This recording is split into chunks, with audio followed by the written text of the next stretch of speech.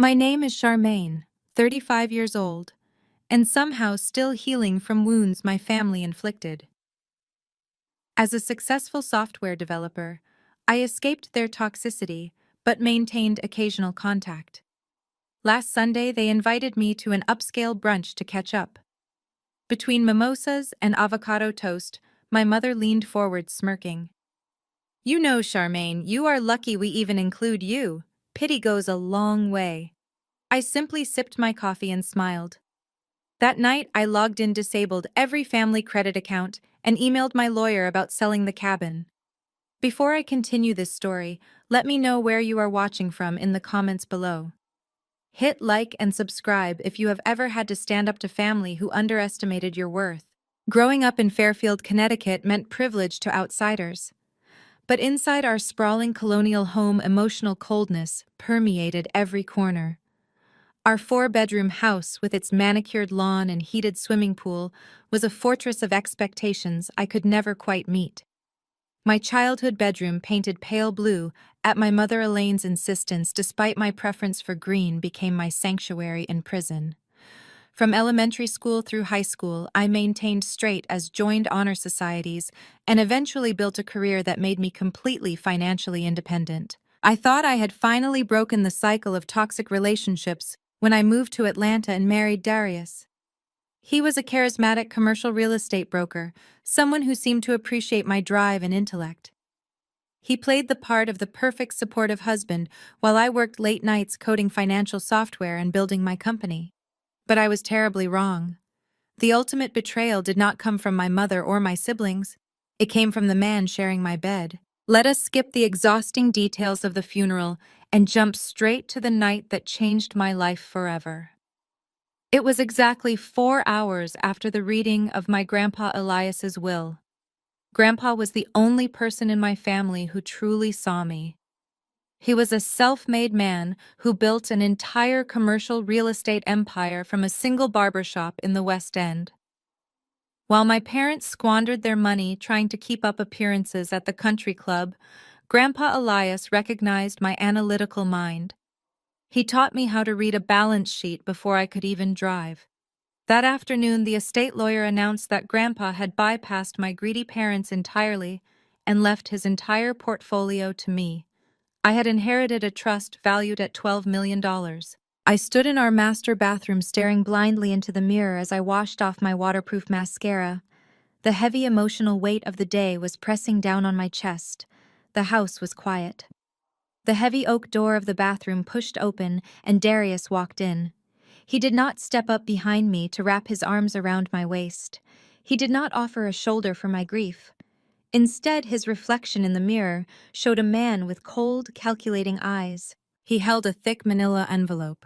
Without a single word of comfort, he dropped it onto the marble vanity right next to my makeup remover. The heavy thud echoed loudly in the tiled room. I looked down at the documents spilling out from the envelope. At the top, in bold black letters, were the words, "Petition for dissolution of marriage." I froze, the damp washcloth stopping halfway to my face. I turned to him, searching his expression for a joke, a mistake, a moment of madness brought on by the stress of the week. But Darius just leaned against the doorframe, his arms crossed over his expensive tailored shirt, looking completely relaxed. "I want a divorce," he said, his voice flat and devoid of any emotion. "We have irreconcilable differences, Charmaine. It is time we both move on." My chest tightened, a cold wave of shock washing over me. Irreconcilable differences. I echoed, my voice barely a whisper. "We were just talking about renovating the kitchen last week. My grandfather just died, Darius. We just buried him today.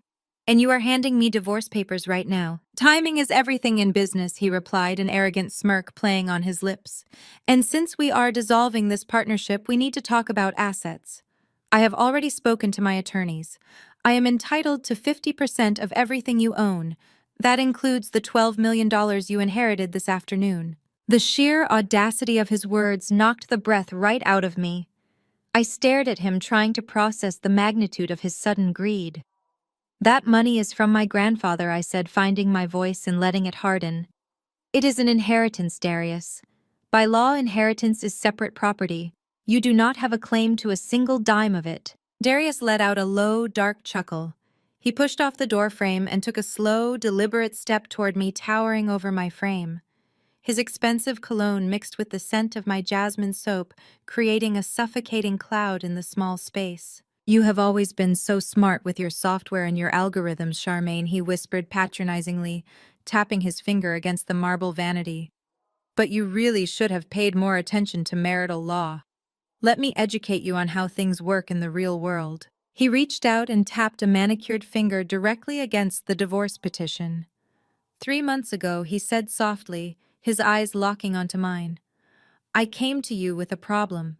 I told you my brokerage firm was having a slow quarter, and we needed to make a massive balloon payment on our primary mortgage to avoid losing this beautiful house. I asked you to help me out." My mind raced back to that specific conversation. He had been so stressed pacing the floors and practically begging me to use a portion of an early trust disbursement Grandpa Elias had given me before he passed away. "You wrote a check for $100,000. Darius continued, thoroughly enjoying the sound of his own voice. "And where did you deposit that check, Charmaine? You did not pay the mortgage company directly. You deposited it into our joint checking account, our shared marital account." A sickening realization began to form in the pit of my stomach as I listened to him. "That is right," Darius smiled, seeing the dawn of understanding on my face. "You commingled the funds. By depositing that inheritance money into a joint account used for marital expenses, you legally blended your separate inheritance with our shared assets. The invisible wall protecting your separate property shattered the second that check cleared. My lawyers have already drafted the legal arguments. Because of that single deposit, the entire $12 million trust is now subject to equitable distribution. It is marital property now, and I am taking my half."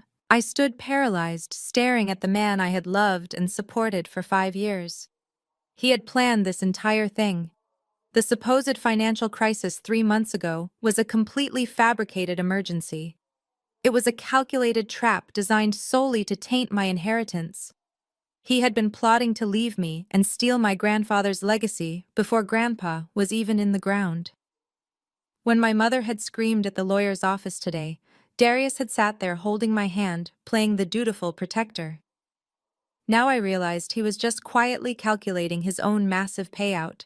"My Atlanta legal team is filing a temporary injunction tomorrow morning, as soon as the courthouse opens," Darius announced, stepping back and straightening his cuffs, as if he had just closed a routine business deal. "The judge will freeze all access to the $12 million until the divorce is finalized and the assets are formally divided. You will not be able to touch a single cent of it. You always thought you were the smartest person in the room, Charmaine, but you were too busy staring at your computer screens to see what was happening right in front of you." He turned toward the bedroom, pausing at the threshold to deliver his final blow. "Oh, and Charmaine, I need you to pack a bag and sleep in the guest room tonight. I have an early morning meeting with my broker, and I need a good night's sleep without any emotional disruptions." He walked out, leaving the door wide open. For a long moment, the only sound in the bathroom was the steady drip of the faucet. The shock and betrayal threatened to pull me under, to reduce me to a sobbing mess on the cold tile floor. I could feel the tears burning the back of my eyes. The crushing weight of a broken marriage and a hijacked legacy was pressing down on my chest. But I did not cry. The sadness evaporated instantly, replaced by a cold, sharp clarity. Darius thought he was dealing with a naive, heartbroken wife. He thought his slick real estate lawyers could blindside me with a textbook commingling trap. He forgot exactly who I was and what I did for a living. I reached out and calmly closed the bathroom door, turning the lock with a definitive click. I grabbed a towel, dried my face, and walked over to the built-in vanity desk where I kept my personal laptop. I flipped the screen open. The glow of the monitor illuminated the dark bathroom. My fingers flew across the keyboard, bypassing standard security protocols and logging directly into the encrypted servers I used for my most complex software development projects. This was the exact same secure network I used to track digital footprints, analyze financial data streams, and build security architectures that major banks relied on. I watched the lines of code cascade down the screen, my mind already 10 steps ahead of his high-priced attorneys.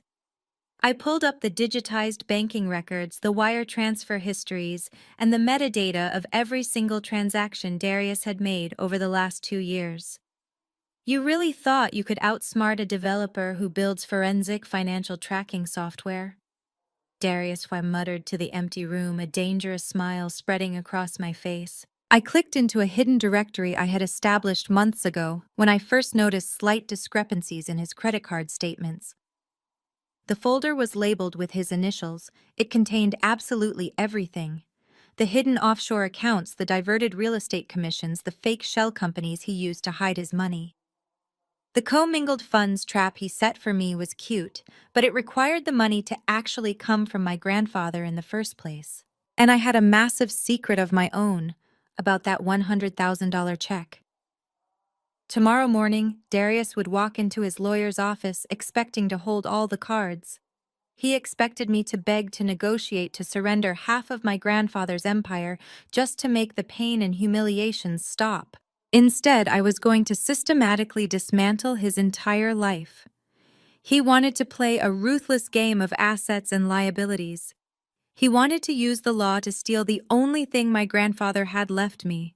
I was going to show him exactly what a zero balance looked like, and I was going to make sure he lost everything he cared about in the process.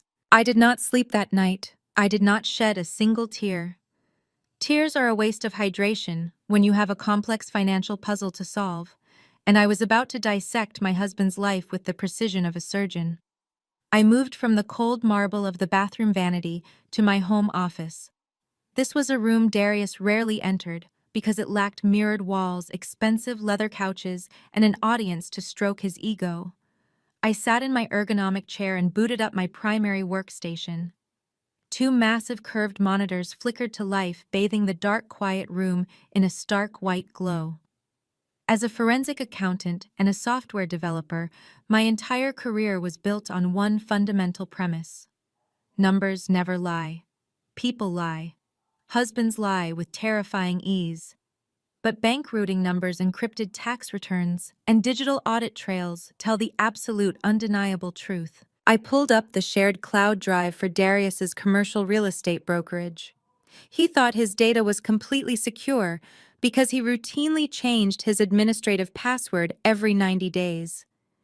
He did not realize that I had installed a quiet, undetectable backdoor in his network architecture 3 years ago when he had begged me to upgrade his firm's cybersecurity protocols to save him the cost of hiring an external IT firm. I bypassed his firewall in less than 30 seconds. I started pulling down Schedule K-1 tax forms, corporate tax returns, operating agreements, and quarterly profit and loss statements. The financial data flowed across my dual screens in endless structured columns. For the first 2 hours, everything looked perfectly normal. Actually, it looked too normal. The gross revenue matched the reported income down to the penny. The payroll taxes were filed correctly with the state of Georgia. But when you hunt corporate fraud for a living, you learn very quickly that a perfectly balanced, flawless ledger is usually the very first sign of a massive cover-up. Nobody in high-stakes commercial real estate runs a pristine ledger unless they are actively trying to hide a secondary shadow set of books. Grandpa Elias used to sit with me at his dining room table when I was 12, running his thick, calloused fingers over his property management ledgers. He always told me that a man's true character is printed on his bank statements. If you want to know what a man truly values, do not listen to his words. Look at his debit column. I poured myself a second cup of strong black coffee, the bitter taste grounding me in the reality of the situation. I dug deeper, moving past the polished front-facing documents and diving into his raw vendor disbursement logs. I was looking for the real reason he wanted a divorce so suddenly. A man like Darius, obsessed with image and comfort, does not walk away from a stable marriage and a beautiful custom-built home unless he already has a separate safety net constructed and waiting for him. Furthermore, he certainly does not orchestrate a highly complicated, legally risky commingling trap with my inheritance just for the thrill of the game. He needed that $6 million for a specific urgent purpose. By 3 in the morning, the caffeine was humming violently in my veins, and the cracks in his perfect financial facade finally began to show. I found massive glaring discrepancies in his recent commission reports. Over the last 8 months, his brokerage had closed 4 major commercial deals in the downtown Atlanta financial district. The public records showed the sales were highly profitable. However, the commission payouts deposited into his primary corporate checking account were exactly 40% lower than the standard industry rate for those specific zip codes. Where was the missing 40% going? I ran a custom tracing algorithm I had developed for banking clients on his outgoing wire transfers. The software took less than 5 minutes to flag a recurring monthly anomaly. Every single month, precisely on the 15th, a payment of $8,500 was wired from a subsidiary shell company under his brokerage to a high-end property management firm. On the official books, it was categorized vaguely as a corporate marketing and staging expense. That was a sloppy, arrogant amateur mistake. I cross-referenced the payment routing number with the state business registry and hit the jackpot. It was not a marketing expense. It was a lease payment. Darius was renting a luxury penthouse in a high-rise building downtown. But the lease was just the beginning. Tied to that exact same shell company was a hidden American Express Centurion card, a black Amex. He had kept this card entirely off our joint credit reports, hiding it behind a corporate veil. I hacked into the statement history using a simple brute force password bypass. I knew his predictable psychology. He favored using his college fraternity initiation year combined with his mother's maiden name. The statements loaded onto my screen, and the reality of his secret double life hit me like a physical blow to the stomach. The monthly charges were absolutely staggering. There was a $10,000 charge at a boutique jeweler in Buckhead for a diamond tennis bracelet. I certainly never received a tennis bracelet. There was a $4,000 charge at an exclusive luxury resort in Cabo San Lucas. During a weekend, he explicitly claimed to be attending a tedious real estate compliance conference in Chicago. There were thousands more dropped at high-end steakhouses, expensive day spas, and designer boutiques that did not even carry my clothing size. He was not just having a casual affair. He was actively funding an entirely parallel life using embezzled money from his own business partners. The pieces of the puzzle aggressively snapped together in my mind. He had drained his company's operational capital to impress a mistress, and he was terrified. He needed my $12 million inheritance to fill the gaping hole in his firm's accounts before his partners ordered an audit and noticed the missing funds. He was planning to steal my grandfather's legacy to finance his escape and cover his corporate crimes. The sun began to rise, casting long, pale shadows across my office floor. The digital clock on my monitor read 6 in the morning. I calmly closed all the secure tabs meticulously, wiped my digital footprint from his server, and shut down the monitors. I felt a strange, profound sense of peace settling over my shoulders. The initial shock and heartbreak of the divorce papers were completely gone. They had been entirely consumed and replaced by the cold, hard, calculating certainty of impending warfare. I took a quick, scalding shower, meticulously flat-ironed my hair, and changed into a sharp, tailored suit. I applied my makeup with a steady hand. I walked downstairs to the kitchen, the heels of my pumps clicking sharply against the hardwood floor. Darius was already there. He was dressed impeccably in his signature custom-tailored Italian suit, his tie knotted perfectly. He was casually blending a protein shake at the Marble Island, like it was just another perfectly normal Thursday morning in our happy household. He looked up as I entered, his eyes scanning my professional outfit with a toxic mixture of annoyance and superiority. He stopped the blender and leaned back, holding his shaker bottle. "You look surprisingly put together for someone whose entire life just fell apart last night," he sneered, taking a slow, arrogant sip of his shake. I ignored his childish taunt. I walked to the refrigerator and poured myself a glass of cold water. "I have several important client meetings today," I said evenly, keeping my back to him. "Some of us actually work for our money, Darius. We do not just wait for inheritances to drop into our laps." He let out a harsh, condescending laugh, setting his bottle down on the marble counter with a loud clack. "Oh, right. Your precious software career. That is exactly why we are in this unfortunate situation, Charmaine. Do not stand there and try to play the innocent victim. He took a step towards me, aggressively invading my personal space. For the last 5 years, you prioritized your CPA exams, your coding, and your little startup company over this marriage. You were always locked inside that office. You never supported my networking events. You never made an effort to be a real supportive wife to a man of my stature. You forced me to find an exit strategy because you neglected this household. He was gaslighting me with textbook terrifying precision. He actively wanted me to feel guilty. He wanted to manipulate me into believing that my ambition, my late nights working, and my financial independence were the direct reasons he had to cheat and steal. He wanted to break my spirit right now in this kitchen, so I would be docile, confused, and compliant during the upcoming divorce mediation. I turned around and looked directly at him, studying the handsome face of the man I once thought I knew so well. He was a master manipulator, a parasite wearing an expensive suit. But his cruel words held absolutely no power over me anymore. I knew about the falsified K1s. I knew about the luxury downtown penthouse. I knew about the black Amex and the embezzled funds. I possessed the digital keys to his absolute destruction. But I kept my face completely blank, offering him nothing but a calm stare. You are right, Darius, I said, my voice eerily steady and devoid of any emotion. I was entirely focused on my career. And it is a very good thing I was. Because someone has to know how to properly read a balance sheet in this family. His jaw tightened instantly. The vein in his neck throbbed. He did not like my calm demeanor. He expected tears. He expected me to scream, to throw a glass, to beg him to reconsider the divorce. My stoicism infuriated him. He opened his mouth, drawing a deep breath, to deliver another loud, crushing insult, fully ready to escalate his emotional abuse to the next level. But before a single word could leave his mouth, a loud, aggressive banging echoed loudly through the downstairs hallway. It was not the polite, rhythmic knock of a delivery driver dropping off a package. It was the demanding, heavy-handed, entitled pounding of someone who firmly believed they owned the property. The heavy brass knocker on our custom mahogany front door slammed repeatedly against the wood, the violent sound vibrating through the quiet morning air of the house. Darius stopped.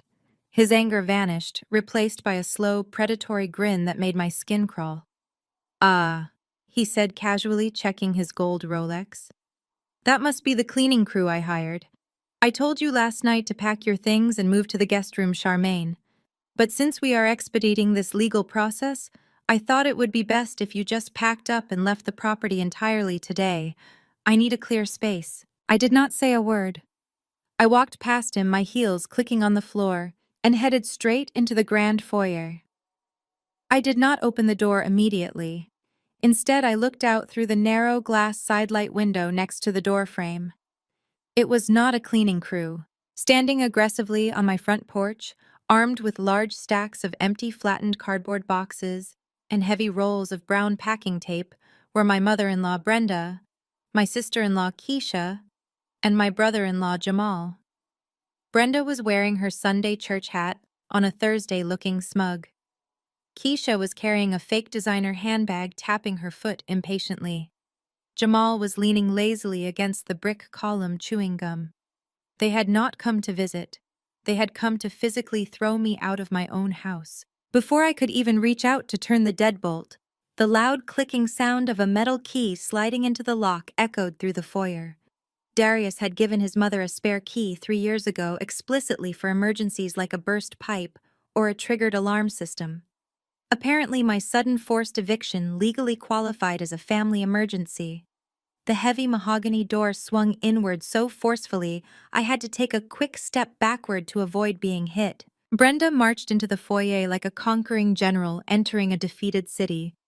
She did not bother to wipe her expensive shoes on the welcome mat. She dropped a massive stack of flattened cardboard boxes directly onto my pristine Persian rug. Keisha followed closely behind her, her eyes immediately darting around the expansive living room, assessing the valuables like a seasoned burglar casing a joint. Jamal brought up the rear, kicking the front door shut with his sneaker and snapping his chewing gum loudly in the quiet space. Well, do not just stand there staring like a deer in the headlights, Brenda barked aggressively, removing her silk driving gloves. You heard my son last night. You are leaving. We brought boxes to help you expedite the packing process. We want you completely out of this house by noon. I crossed my arms, feeling the cool fabric of my tailored suit jacket, and stared at the woman who had spent the last 5 years making passive-aggressive comments about my upbringing. Brenda had always deeply resented me. She came from an old money Atlanta family that had lost most of its actual wealth decades ago, leaving her with nothing but a misplaced sense of superiority and a desperate need to maintain appearances at her mega church. You are trespassing, Brenda, I said, keeping my voice remarkably even and devoid of panic. I suggest you pick up those flattened boxes and walk right back out that door before I dial 911 and call the police. Brenda let out a sharp theatrical laugh that echoed off the high vaulted ceilings of the foyer. Trespassing. In my own son's house. She took an aggressive step closer, pointing a freshly manicured finger directly at my chest. Let us get one crucial thing straight, Charmaine. Darius paid the massive mortgage on this house while you kept your nose buried in your little coding books and your CPA exams. He funded your entire comfortable lifestyle while you played pretend business owner in your home office. She leaned in, her voice dripping with venomous elitism. My son deserves every single penny of that $6 million you are selfishly trying to hoard. You were never good enough for a Morehouse man anyway. You dragged him down with your cold, robotic personality. Now that he is finally taking what is rightfully his, we are going to make sure you do not take a single valuable piece of furniture from this property. I looked past Brenda's tense shoulder, directly into the kitchen. Darius was leaning casually against the marble island, sipping his morning protein shake and watching the entire scene unfold with a look of immense twisted satisfaction. He had deliberately called them. He had orchestrated this morning invasion to break my spirit, to make me feel isolated and completely overwhelmed by a united family front. He wanted me to panic cry and leave the house voluntarily, which would give his high-priced lawyers immense leverage to claim I abandoned the marital home. It was a classic brutal psychological intimidation tactic, but intimidation only works if the target is actually afraid. While Brenda was delivering her loudly rehearsed monologue, Keisha had already bypassed the foyer and marched straight into my downstairs office space. I heard the distinct sliding sound of my custom closet door opening. I walked right past Brenda, completely ignoring her indignant gasp, and stepped calmly into the doorway of my office. Keisha was standing proudly in front of my illuminated display shelves, aggressively pulling down my collection of designer handbags. These were absolutely not gifts from Darius. I had purchased every single one of them with my own software consulting bonuses over the past 5 years.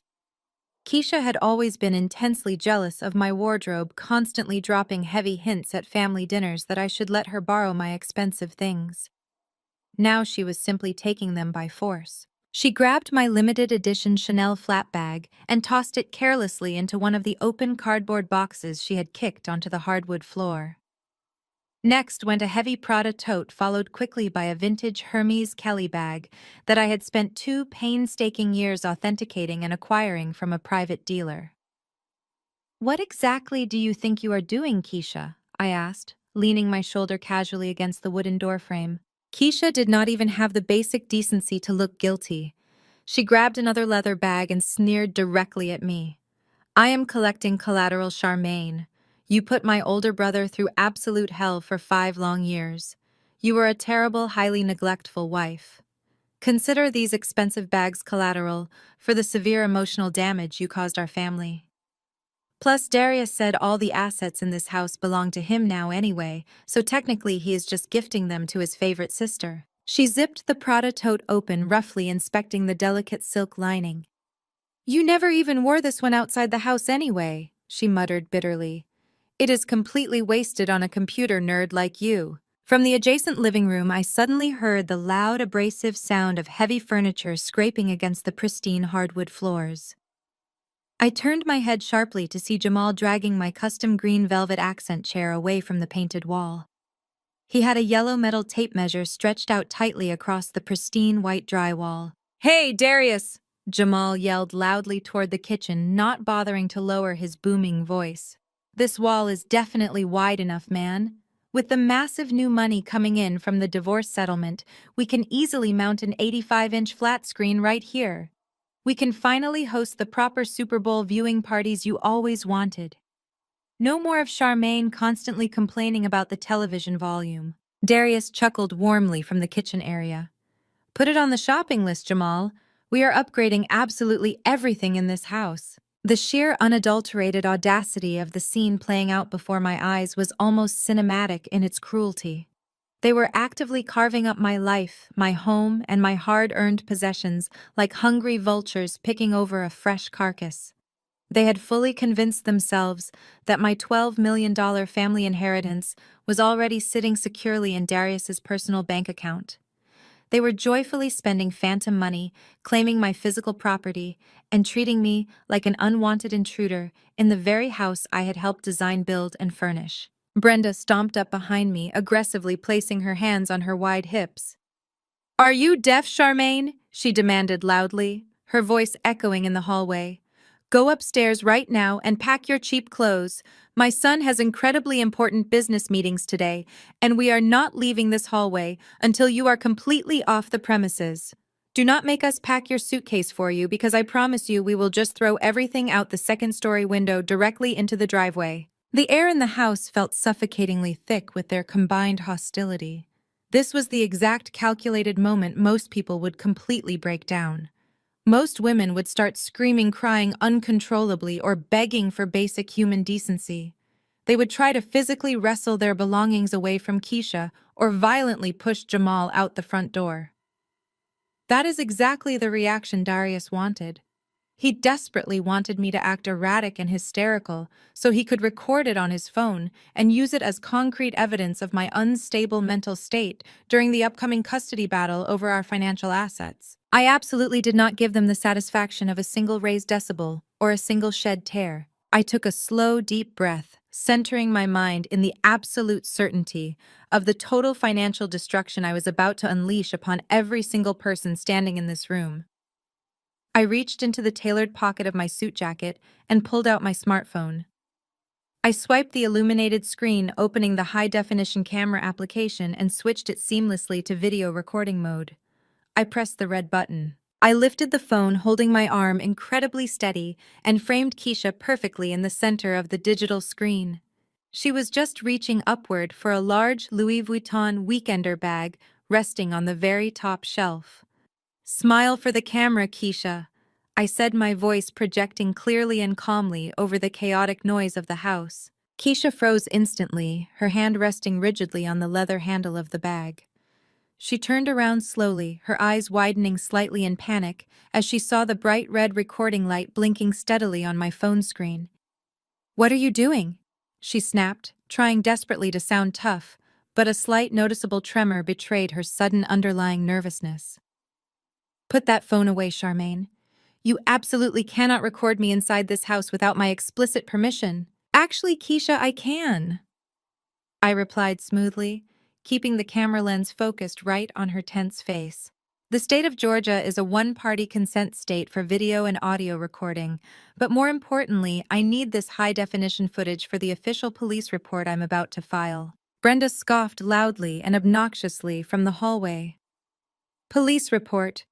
Do not be utterly ridiculous. You have absolutely no legal grounds to call the police on us. This is merely a private family dispute over shared marital property." I slowly panned the camera away from Keisha, carefully capturing the open cardboard boxes filled to the brim with my expensive handbags, and then moved it steadily over to capture Jamal standing awkwardly in the living room with his extended tape measure. I finally panned the camera directly to Brenda's angry, flushed face. It officially stopped being a private family dispute the exact second she started throwing my separately purchased, individually receipted personal property into a box to steal it. I explained, my tone resembling a patient professor lecturing a particularly slow and stubborn class. "Those specific bags retail for a combined total of over $40,000. Do you actively know the law, Keisha?" In the state of Georgia, taking property valued at over $500 without the rightful owner's explicit consent is no longer considered a simple misdemeanor. I paused intentionally, letting the heavy silence stretch out for a dramatic second before delivering the final legal blow. Grand theft is a severe felony in Georgia. Keisha snatched her hand away from the Louis Vuitton bag, as if the premium leather had suddenly caught on fire. She took a quick, stumbling step backward, looking frantically toward the kitchen area for her older brother to intervene and save her. "It is not theft!" Keisha yelled defensively, her voice pitching up a full octave in sheer panic. "Darius told me I could have them today. This is marital property." I kept the camera rolling smoothly, zooming in slightly on her deeply panicked expression. "Darius does not legally own my personal accessories, Keisha. And even if he magically did, a family court judge has not finalized the division of our assets yet. Which legally means you broke into my home and are actively bagging up luxury goods to remove them from the premises without proper court authorization. That specific action carries a mandatory minimum sentence of 1 to 10 years in a state penitentiary. I possess the original purchase receipts, the registered serial numbers, and right now I have a beautiful crystal clear video of you actively committing the crime." Jamal slowly let the yellow tape measure retract into its plastic casing with a loud depressing zip. He suddenly looked incredibly uncomfortable standing in the middle of the spacious living room. "Hey man," he called out nervously to the kitchen, his previous bravado entirely gone. "You confidently said this was legally cleared. You did not say anything about catching felonies today." Brenda's wrinkled face flushed a deep, ugly shade of crimson red. She lunged forward aggressively, reaching out to slap the recording phone right out of my hand. "Turn that off right now, you insolent little girl." I easily sidestepped her clumsy, slow attempt, keeping the phone completely stable in my grip. "That is officially an assault captured on camera, Brenda," I noted dryly. "Please keep going. You are making my protective order application incredibly easy to fill out this morning." Darius finally pushed aggressively off the marble island and walked briskly out of the kitchen, his carefully crafted mask of smug amusement completely shattered into pieces. He suddenly realized the entire situation was rapidly spiraling completely out of his control. His family was supposed to mentally intimidate me, but instead, I was systematically documenting them committing federal and state crimes inside my living room. "Put the phone down!" Charmaine Darius demanded loudly, using his deepest, most authoritative broker voice. "You are being completely unreasonable and hysterical." I slowly lowered the phone, but I absolutely did not stop the recording. I looked Darius dead in the eye, my expression completely blank. "I am being perfectly reasonable, Darius. Your family has exactly 60 seconds to drop my personal belongings, take their empty cardboard boxes, and walk out of my front door. If they are not entirely off this property by the time my watch hits the minute mark, I am sending this video file directly to the Atlanta Police Department Burglary Division, and then I am sending a copy to my attorney." Keisha stared at me, her chest heaving with a chaotic mix of fury and genuine fear. The digital numbers on my smartwatch ticked down ruthlessly.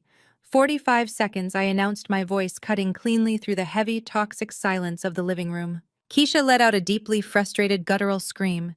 She forcefully dropped the Louis Vuitton weekender bag. It hit the hardwood floor with a heavy, satisfying thud. But instead of backing away and accepting defeat, she stepped aggressively into my personal space, closing the distance between us until I could smell the cheap vanilla perfume she bathed in. "You think you are so incredibly smart, Charmaine," she hissed, her hands balling into tight fists at her sides. She raised her right hand, slightly twitching as if she might actually try to strike me across the face. "You think your money makes you better than us. You are nothing but a cold, calculating machine who never knew how to love my brother." Before she could do anything foolish enough to warrant an immediate felony arrest on camera, Darius finally intervened. He stepped quickly between us, placing a firm, controlling hand on his sister's shoulder and pushing her back slightly. He was masterfully playing the role of the reasonable peacemaker, a calculated performance designed to make me look like the erratic instigator if anyone ever watched the footage. "Enough," Keisha Darius commanded, though his tone lacked any real anger toward her. He turned to face me, casually adjusting the knot of his expensive silk tie, as if we were discussing a minor scheduling conflict. Look at what you are doing to this family, Charmaine. You are intentionally escalating a simple transition into a highly hostile environment. It is best if you just leave right now. You are clearly not in a rational state of mind, and your presence is just causing unnecessary trauma for everyone. I kept the phone recording, my arm perfectly steady, my expression completely flat. I am perfectly rational, Darius. I am just strictly enforcing the law in my own home. It is not your home anymore, Darius shot back, his voice dropping into a low, intensely condescending register. Let me remind you of a very important legal fact. The deed to this property is solely in my name. I bought this house before we got married.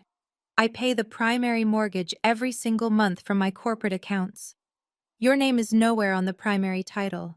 So do us all a massive favor, pack a small bag and get out of my house. I will see you in mediation next week, and we can let the lawyers sort out the rest of your little temper tantrum. 55 seconds, I replied calmly, ignoring his entire monologue. Brenda grabbed Keisha's arm, her face twisted in bitter disgust. Come on, Keisha. Let the bitter woman pack her cheap clothes. We will come back tomorrow when the house is finally clean and she is permanently gone. They practically stomped out of the living room, Jamal trailing closely behind them like a scolded dog, entirely forgetting his measuring tape on the floor. The heavy mahogany front door slammed shut behind them, vibrating the expensive artwork hanging on the walls. Darius looked at me, a victorious, arrogant smirk playing on his lips. I will give you exactly 30 minutes to pack your things, he said smoothly before turning his back on me and walking into the kitchen to finish his protein shake. I did not argue with him. I did not fight for the house. Most women in my position would have planted their feet, called their attorneys screaming, and fiercely refused to leave the marital home. But I was not most women, and I certainly was not thinking emotionally. I was thinking like a forensic accountant. I knew a critical piece of financial information that Darius and his arrogant mother did not. Darius genuinely thought having his name on the deed made him the undisputed king of the castle. He completely forgot that the person who holds the mortgage is the one who truly owns the property. And thanks to my late-night digital audit, I knew exactly what kind of toxic, fraudulent debt was buried deep inside the walls of this custom-built home. I walked upstairs to the master's suite for the final time. I pulled a single hard-shell suitcase from the back of the massive walk-in closet. I did not pack the designer bags Keisha had tried to steal, the expensive diamond jewelry, or the custom-tailored gowns Darius had bought me for his endless corporate galas. Those items were nothing but shiny distractions meant to keep me compliant. I packed my essential professional work clothes, my backup encrypted hard drives, and the original physical copies of my grandfather's trust documents. Grandpa Elias had taught me a very important lesson about real estate when I was just a teenager. Never fall in love with a building, Charmaine, he had said, pointing at a dilapidated storefront he had just purchased. Wood and brick have no soul. You only fight for an asset if it holds actual value. If it is a liability, you smile and hand the keys to the biggest fool in the room. As I zipped the suitcase closed, I looked around the sprawling bedroom. The king-sized bed, the imported Italian linens, the massive crystal chandelier hanging from the tray ceiling. It all looked incredibly hollow to me now. This house was never a home. It was a carefully constructed stage set for Darius to play the role of a highly successful Atlanta broker. Leaving it behind did not feel like a defeat. It felt like shedding a heavy, suffocating weight. I was handing the keys to the biggest fool in the room. I rolled the suitcase down the curved staircase. The wheels bumped softly and rhythmically against the plush carpet runner. Darius was standing in the grand foyer checking his gold watch, clearly eager to see me physically walk out the door so he could officially claim his absolute victory. I stopped at the bottom of the stairs and looked past him. Through the narrow glass sidelight of the front door, I could clearly see Brenda, Keisha, and Jamal lingering aggressively in the driveway. They were huddled around Keisha's pristine white Range Rover, glaring at the house and waiting to watch my humiliating exit. I gripped the handle of my suitcase and walked toward the door. Darius stepped aside, a smug, deeply satisfied expression plastered across his handsome face. "Goodbye, Charmaine," he said smoothly, Try not to ruin the guest towels at whatever cheap hotel you end up checking into. I opened the heavy mahogany door and stepped out onto the front porch. The warm Atlanta morning air hit my face, carrying the sweet scent of blooming magnolias. I walked down the brick steps, my heels clicking sharply against the pavement. I did not look back at the house. I walked straight toward my own car, a modest but highly reliable sedan that I owned free and clear. As I approached my vehicle, I paused. Keisha was leaning against the polished hood of her Range Rover, glaring at me with unrestrained hatred. She thought she had won. She thought she had successfully helped her brother push me out of the family and secure her own financial future. I turned to face her, a cool, polite smile spreading across my lips. "Keisha," I called out, my voice carrying easily across the manicured driveway. She crossed her arms, raising her chin defensively. "What do you want now? Are you finally going to apologize for threatening your own family?" I shook my head slowly, maintaining my pleasant smile. "No. I just wanted to give you a helpful piece of financial advice before I leave. That beautiful white Range Rover you are leaning against. Your monthly lease payment is exactly 60 days past due. The legal grace period expired at midnight last night." Keisha's defensive posture completely vanished. Her arms dropped limply to her sides, and her eyes darted nervously toward her mother. "What are you talking about?" she stammered, her voice entirely lacking its usual aggressive edge. "My car payment is totally fine. Darius handles the corporate lease payments for me through his brokerage firm." I smiled wider, genuinely enjoying the sudden sharp spike of panic radiating from her. "Well, you might want to check your email, Keisha, specifically your spam folder. The commercial financing company sent the final default notice yesterday afternoon.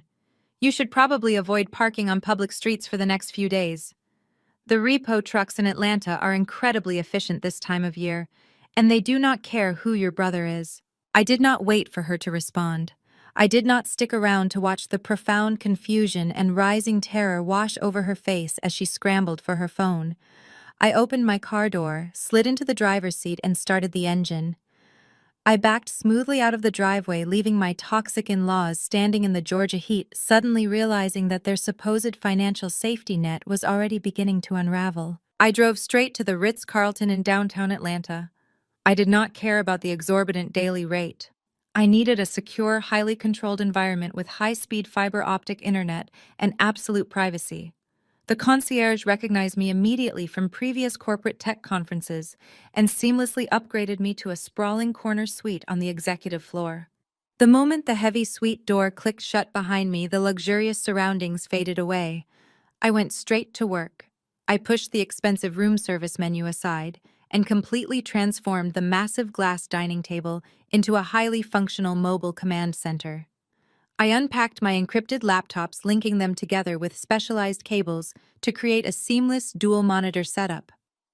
The screens illuminated the quiet room with fast-flowing streams of raw financial data, routing numbers and shell company registries. I pulled up the exact GPS coordinates of the luxury penthouse I had discovered on Darius's hidden black Amex statement earlier that morning.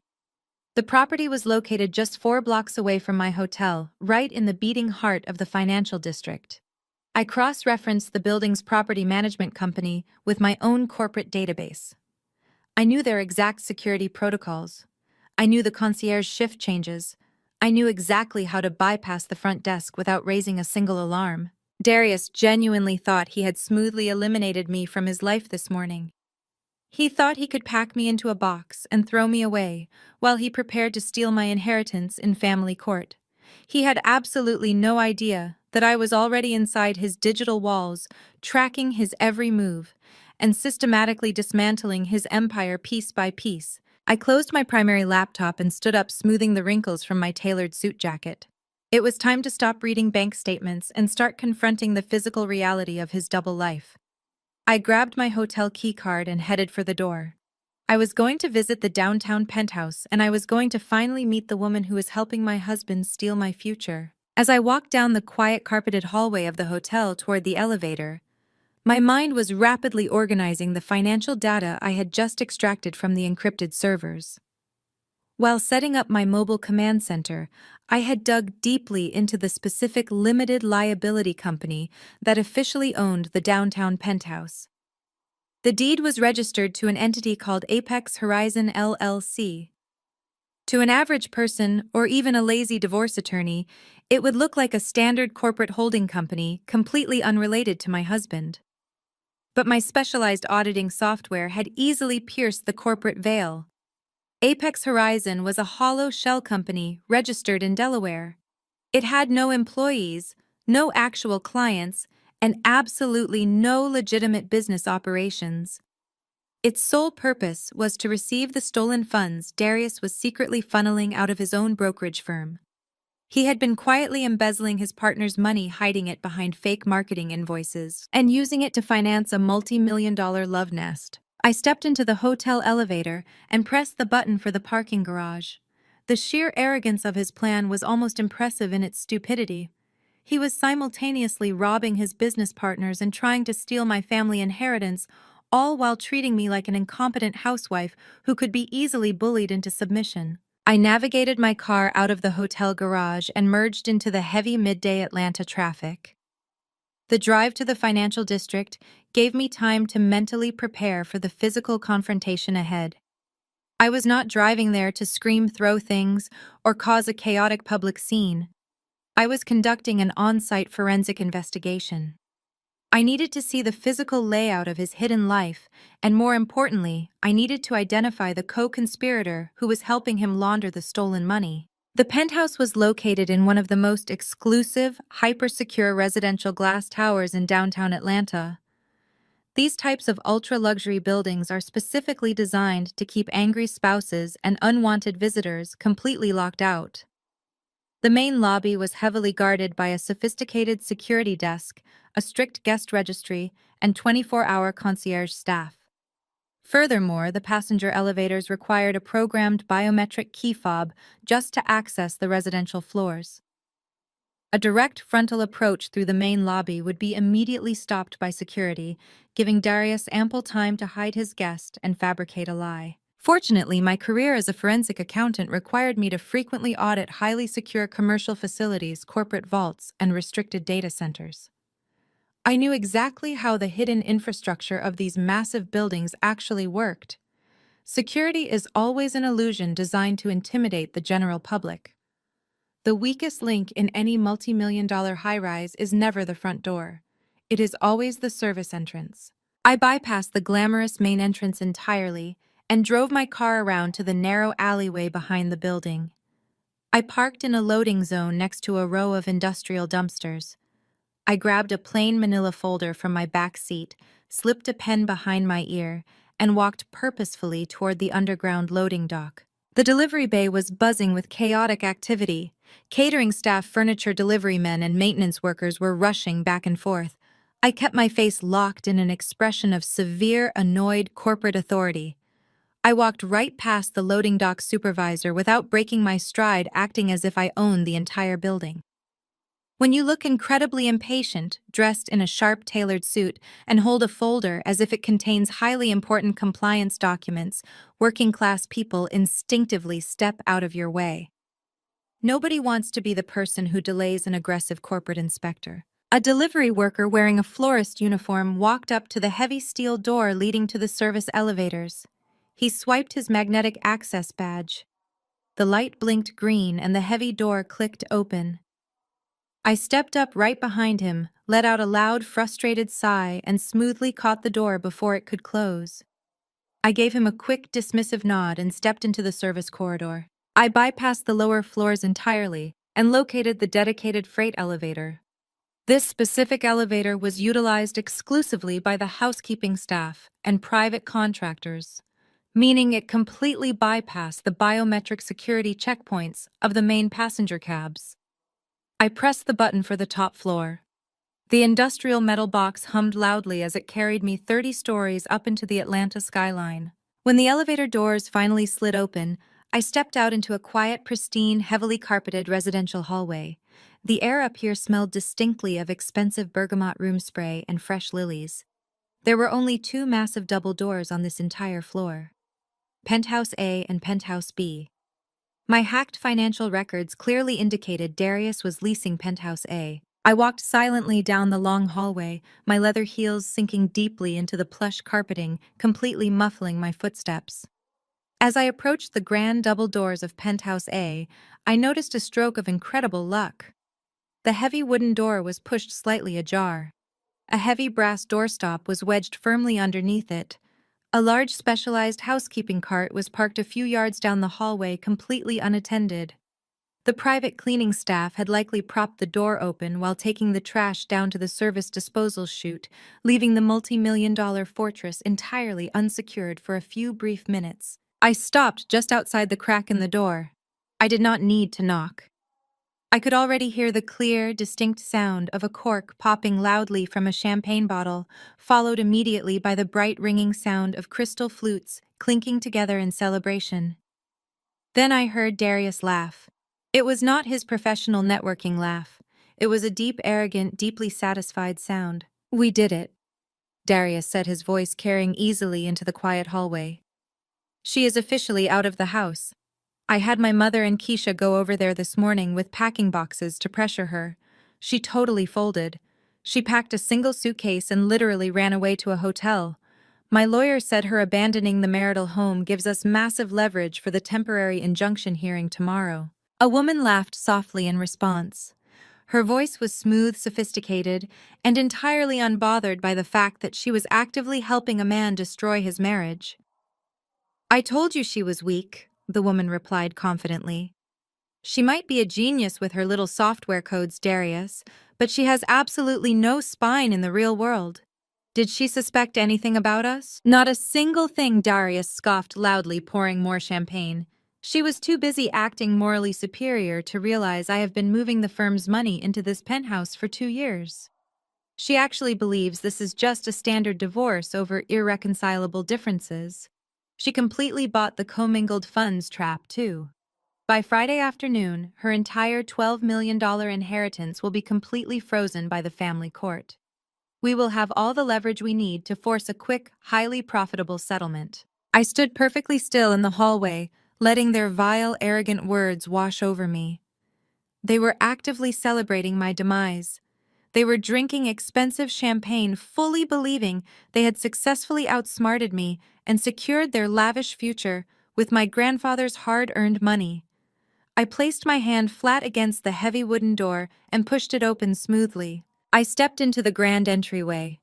The penthouse was absolutely breathtaking, featuring massive floor-to-ceiling glass windows that offered a panoramic, unobstructed view of the entire Atlanta skyline.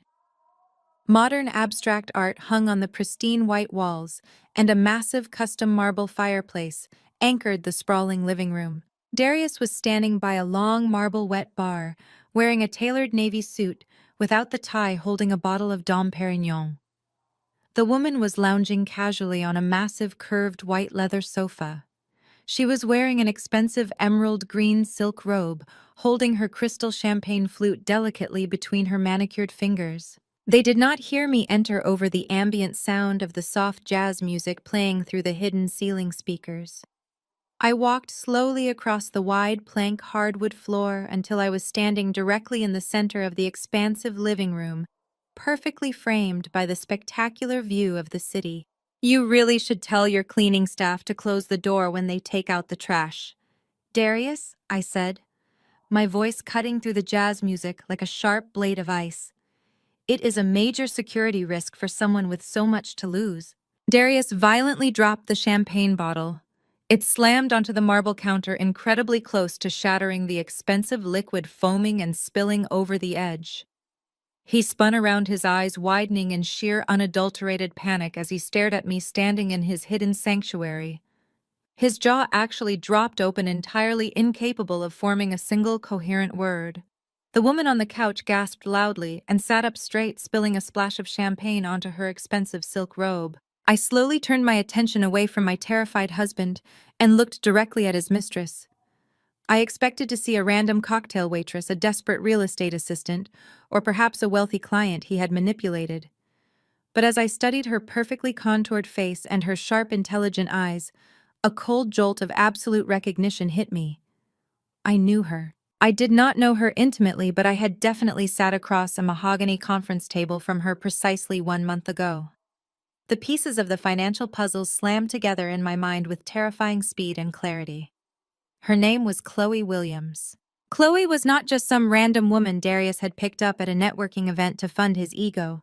She was a highly respected, heavily credentialed commercial property appraiser working for one of the most prestigious valuation firms in the state of Georgia. But that was not the piece of information that made my blood run absolutely cold. A month ago, my grandfather's estate lawyer had formally hired an independent third-party valuation expert to officially assess the exact market value of Grandpa Elias's extensive commercial real estate portfolio for the upcoming probate process.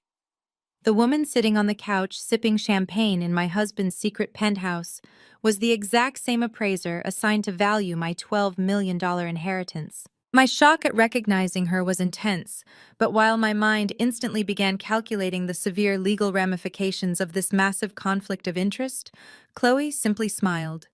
The initial surprise on her face melted away, replaced by a slow, venomous smirk. She did not scramble to cover herself. She did not look ashamed. She casually set her crystal champagne flute down on the glass coffee table and crossed her long legs, adjusting her emerald green silk robe with deliberate performative slowness. Darius, however, was still struggling to catch his breath. He looked frantically from me to the open double doors behind me, clearly expecting a team of aggressive divorce lawyers or a private investigator with a camera to come storming into the apartment. When nobody else appeared, he took a shaky breath, running his hand nervously over his face. He wiped the spilled champagne off his expensive tailored suit pants and stood up straighter. For a long moment, the room was completely silent, save for the soft jazz still playing from the hidden ceiling speakers. I did not scream. I did not grab the nearest heavy object to throw at his head. I did not launch into a tearful, hysterical tirade about broken vows and wasted years. I just stood there, my hands resting calmly at my sides, my posture perfectly straight, my face an entirely unreadable mask. My terrifying calm seemed to thoroughly unnerve him at first, but then his natural, deeply ingrained arrogance took over. He looked at me standing alone in his multi-million-dollar secret apartment, and his panic quickly morphed back into the smug, patronizing confidence I had seen in the kitchen that morning. He actually threw his head back and let out a loud, mocking laugh. "You really are something else," Charmaine Darius said, shaking his head in amusement as he picked up his champagne glass. Tracking me down to the penthouse. "Did you hire a private investigator? Or did you just get lucky looking over my shoulder at my phone? It does not matter. You being here changes absolutely nothing. In fact, it just saves me the trouble of explaining things to you later." He walked over to the curved leather couch and stood beside Chloe, placing a highly possessive hand on her bare shoulder. She leaned into his touch, staring at me with a look of utter superiority. "Since you decided to crash our private celebration," Darius continued, gesturing expansively around the luxurious, sunlit room, "let me formally introduce you to my future business partner. Chloe and I are starting our own boutique commercial real estate brokerage. We are leaving the aging dinosaurs at my current firm completely behind. We are taking the top-tier clients, the best commercial listings, and we are going to completely dominate the Atlanta market." I maintained my silence, letting him talk freely. When arrogant men believe they have definitively won, they cannot resist the overwhelming urge to explain exactly how clever they are. They freely confess to absolutely everything because they truly believe there are no consequences left to face. Setting up a high-end boutique firm requires a massive amount of liquid capital, Darius explained, taking a confident sip of his expensive drink. You need prime downtown office space, aggressive marketing budgets, expensive legal retainers, and enough cash flow to comfortably survive the first year of operations. We needed seed money, a lot of it. And frankly, my current business partners are far too cheap to buy me out at my actual worth. So I had to look for funding elsewhere. He paused, his eyes gleaming with malicious, calculated delight. "That is exactly where you come in, my brilliant wife. When your grandfather passed away and left you that $12 million trust, it was like the universe finally handed me the winning lottery ticket I deserved for enduring 5 long years of our incredibly boring marriage. That $100,000 check you deposited into our joint account sealed the deal perfectly. By next week, the family court judge will freeze the entire trust. In mediation, I will demand half. $6 million. That is my seed money, Charmaine. You are going to fully fund my new empire, and there is absolutely nothing you can do to stop it. It was a stunning brazen admission of premeditated financial abuse. He was not just leaving me for another woman. He was actively utilizing the legal system to hostage my family legacy, to finance his infidelity and his professional ambition. Chloe let out a soft, mocking sigh, clearly bored by his lengthy explanation. She picked up her glass and took a sip, her eyes locked securely onto mine. You know, Darius told me you were supposed to be this brilliant, highly observant forensic accountant. She purred, her voice dripping with condescension. He said you were an absolute genius with financial software and auditing corporate accounts. But honestly, looking at you right now, I am incredibly underwhelmed. She stood up from the couch, the silk robe pooling luxuriously around her ankles. She walked slowly toward me, stopping just a few feet away, intentionally invading my personal space to assert her dominance in the room. You are an accountant, Charmaine. She mocked, a cruel smile twisting her perfect lips. Yet you completely missed the fact that your husband has been secretly transferring $500,000 of his firm's operational capital directly into my private offshore accounts over the past 2 years. $500,000 carefully structured in monthly retainer fees for phantom appraisal consultations. And you, the great financial detective, never noticed a single missing dime. You shared a bed with this man, you filed his taxes every year, and you never saw it coming. You really are blind. She laughed, a sharp, ugly sound that echoed loudly in the spacious room. You are so obsessed with your spreadsheets and your little corporate clients that you missed the biggest fraud happening right under your own roof. You lost your husband, you lost your house this morning, and by next week you are going to lose your grandfather's money. It is almost sad how easy you were to manipulate. I listened to her toxic monologue with absolute unbreakable composure. Every word she spoke was another heavy nail in her own coffin. She had just verbally confessed to receiving embezzled funds, participating in corporate wire fraud, and actively conspiring to defraud a marital estate. She was so blinded by her own ego that she did not realize she was eagerly bragging about committing federal crimes to a woman who built her entire career on sending white-collar criminals to federal prison. I did not argue with her. I did not defend my professional skills. I did not point out that I had in fact discovered their entire scheme just a few hours ago. Engaging in a shouting match with a fool only makes you look foolish. Instead, my eyes calmly bypassed her mocking face and scanned the massive glass coffee table sitting in the center of the living room. It was covered with half-empty champagne glasses, a scattered deck of playing cards, and a sleek silver laptop. But right next to the laptop, sitting out in the open for anyone to see, was a thick stack of official legal documents printed on heavy cardstock. The bold black font at the very top of the title page caught my attention instantly. It read, Official Property Valuation and Appraisal Report. Right beneath that, the subject of the appraisal was listed in large letters. Elias Holdings, LLC. The commercial real estate portfolio of Theodore Elias. My heart gave a single hard thump against my ribs, but my face remained perfectly blank. The sheer audacity of their plan was finally coming into crystal clear focus. Chloe was not just helping Darius steal $6 million from my inheritance. As the officially appointed independent appraiser for the probate court, she had direct, unchecked control over how much my grandfather's properties were actually worth on paper. I realized instantly what they were planning to do. They were not just going to take half the money. Chloe was going to drastically undervalue the prime commercial real estate in my grandfather's portfolio. She would submit a fraudulent appraisal to the court, claiming the buildings were worth millions of dollars less than their actual market value. Then Darius would use his new boutique brokerage and his stolen seed money to quietly buy up those deeply discounted properties through anonymous shell companies before I even knew what happened. They were planning to flip my grandfather's entire life work for triple the profit. It was not just a messy divorce anymore. It was a highly orchestrated multi-million-dollar racketeering enterprise. and the primary evidence was sitting right there on the coffee table. I took a slow, deliberate step forward, entirely ignoring Chloe, who instinctively took a step back, startled by my sudden movement. I walked smoothly over to the glass table. Darius tensed up, taking a step forward as if he thought I was going to flip the table or smash his laptop. I did neither. I calmly reached into my tailored suit jacket and pulled out my smartphone. I opened the high-definition camera application, held it directly over the thick stack of appraisal documents, and pressed the capture button. The artificial shutter sound clicked loudly in the quiet room. "Hey!" Darius shouted, his voice cracking slightly with a sudden spike of alarm.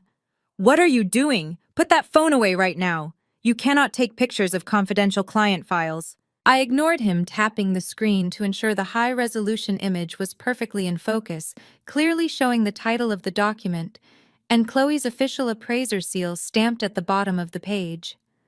I synced the photo immediately to my encrypted cloud server. The evidence was entirely secured. I slowly turned around to face them. Darius was glaring at me, his fists clenched tightly at his sides. Chloe had lost her confident smirk entirely. She was staring at the phone in my hand, a flicker of genuine uncertainty finally crossing her eyes. They both realized simultaneously that I was not reacting the way a broken, defeated woman was supposed to react. I slipped the phone back into my jacket pocket and offered Chloe a small, chilling smile. "You are right, Chloe," I said, my voice eerily calm and steady in the silent room. I did miss something. I was so focused on the money that I completely missed the conflict of interest. But do not worry. I walked past her, heading straight for the grand double doors, leaving them standing in their stolen luxury apartment. I see it now. I walked out of the double doors, leaving them frozen in their stolen sanctuary. The heavy wooden doors clicked shut firmly behind me, abruptly cutting off the soft jazz music and sealing Darius and Chloe inside their own rising panic. I did not run down the quiet residential hallway. I did not nervously look over my shoulder to see if he was following me. I maintained the exact same measured professional pace I used when exiting a corporate boardroom after delivering a devastating audit report to a corrupt board of directors. I took the service elevator back down to the loading dock, walked smoothly past the busy catering crews, and got into my car. The midday Atlanta sun was beating down on the pavement, but inside my vehicle the air conditioning was blasting perfectly, matching the absolute ice running through my veins. I drove the 4 blocks back to the Ritz-Carlton in complete silence. No radio, no podcasts, just the rhythmic hum of my engine and the rapid firing of my own analytical neurons. Darius thought he was playing a game of emotional warfare, trying to break me down this morning with his mother and sister. But he had fundamentally misunderstood the battlefield. We were not fighting over hurt feelings or a failed marriage. We were fighting a high-stakes war of numbers, and he had just unknowingly handed me the nuclear launch codes. I walked into my executive suite, locked the heavy deadbolt, and dropped my suit jacket onto the nearest velvet armchair. I sat down at the glass dining table, my dual monitors waking up instantly. I connected my smartphone to the encrypted server and pulled up the high-resolution photograph I had just taken of Chloe's official appraisal document. I dragged the image file onto the massive 32-inch primary monitor and zoomed in tightly on the columns of printed numbers. As a forensic accountant, I did not just read numbers, I interrogated them. I looked for the story they were desperately trying to hide. And the story Chloe had written on these official legal documents was an absolute masterpiece of financial fiction. I opened a second secure window and pulled up the actual municipal tax records, historical cash flow statements, and recent commercial sales comparables for the West End district.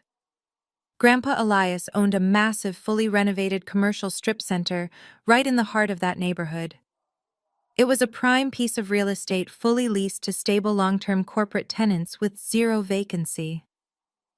According to standard objective market valuation, that single property was worth a highly conservative $4.5 million.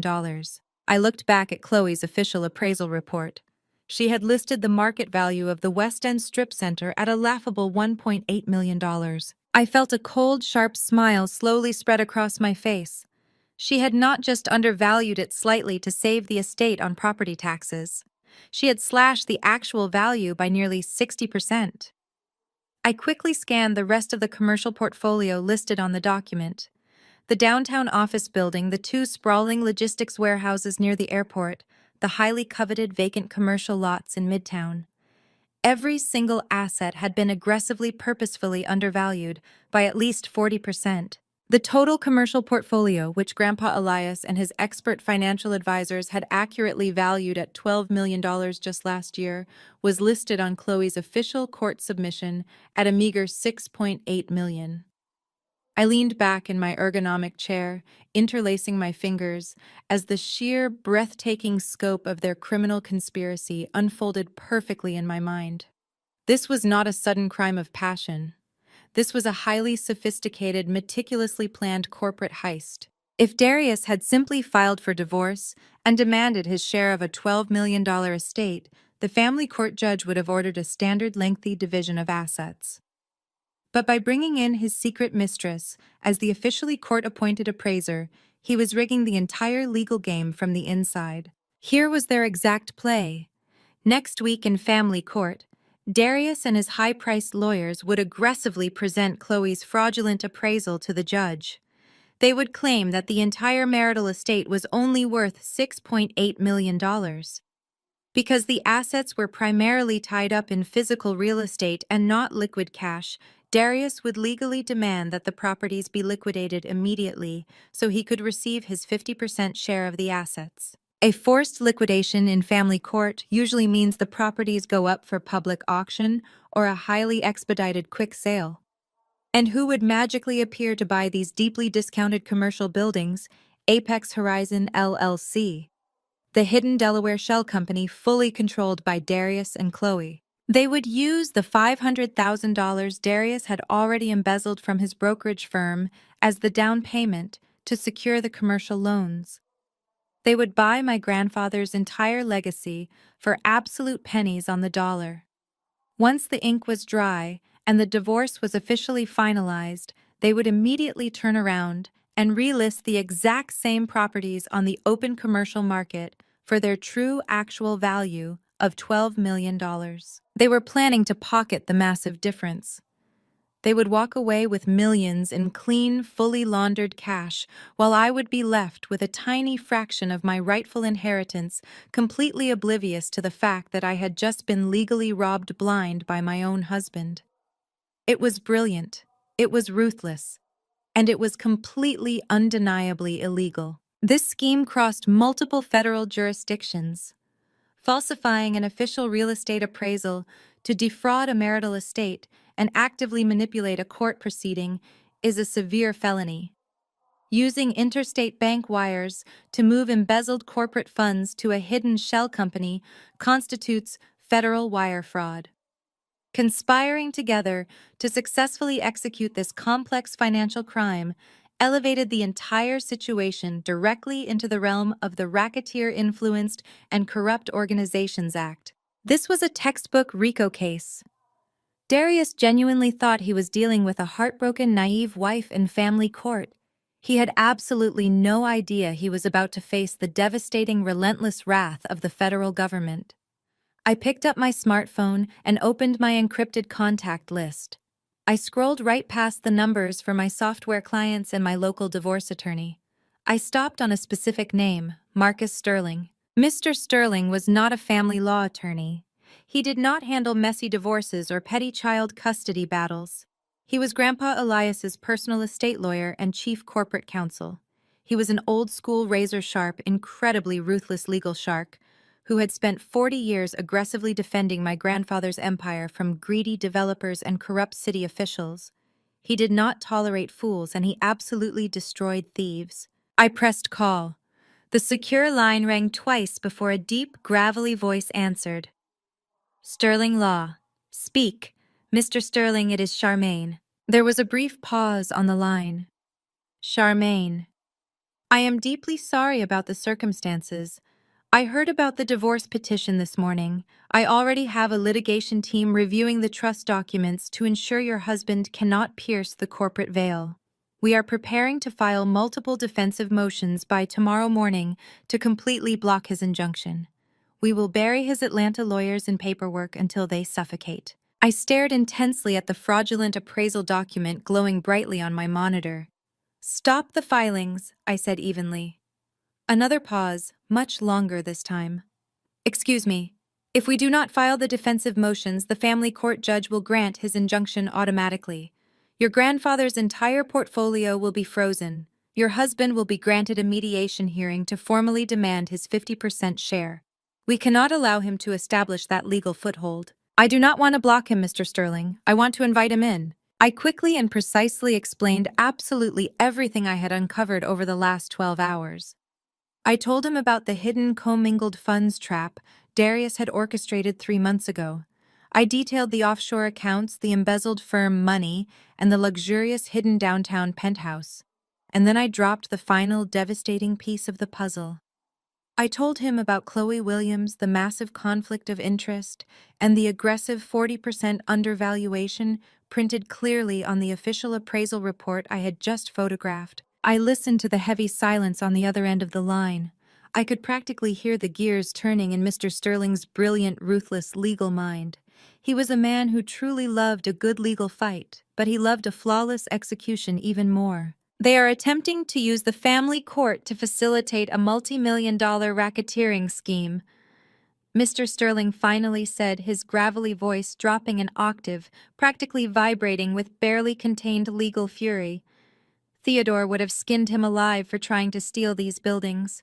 Grandpa is not here to do it, I replied, my voice completely devoid of any warmth.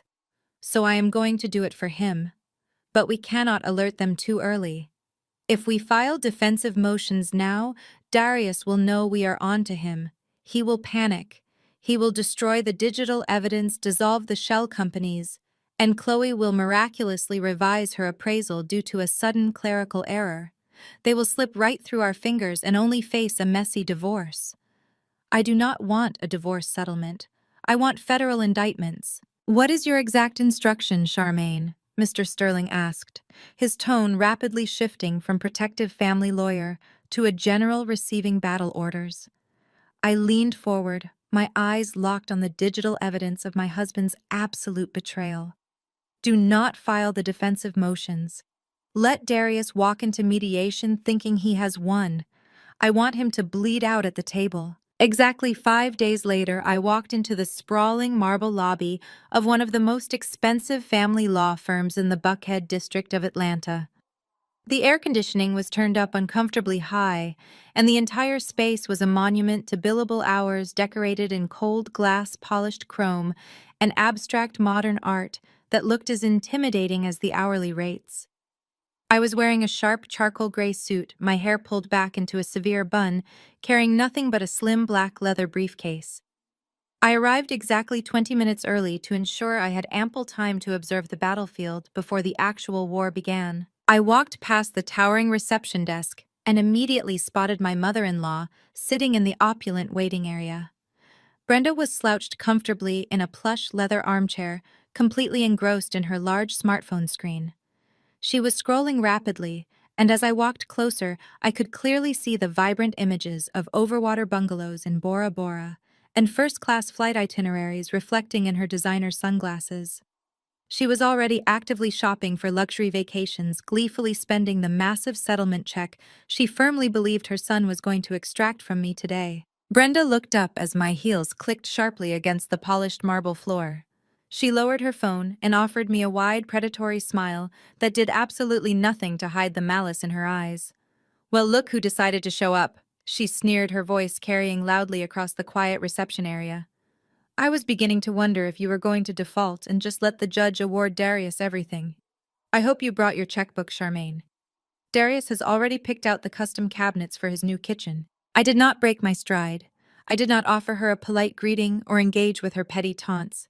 "Enjoy your travel brochures, Brenda," I said evenly, walking straight past her toward the designated conference rooms. "I hear federal prison does not offer very good tropical excursions." She scoffed loudly behind me, completely missing the grave warning in my words, dismissing it as the bitter rambling of a defeated woman. I entered the large glass-walled conference room assigned for our mediation. The space was dominated by a massive mahogany table equipped with built-in microphones and digital recording equipment. Sitting quietly in the corner was a certified court reporter, her fingers resting lightly on the keys of her stenotype machine. This was a crucial detail I had specifically requested. I did not want a casual off-the-record negotiation.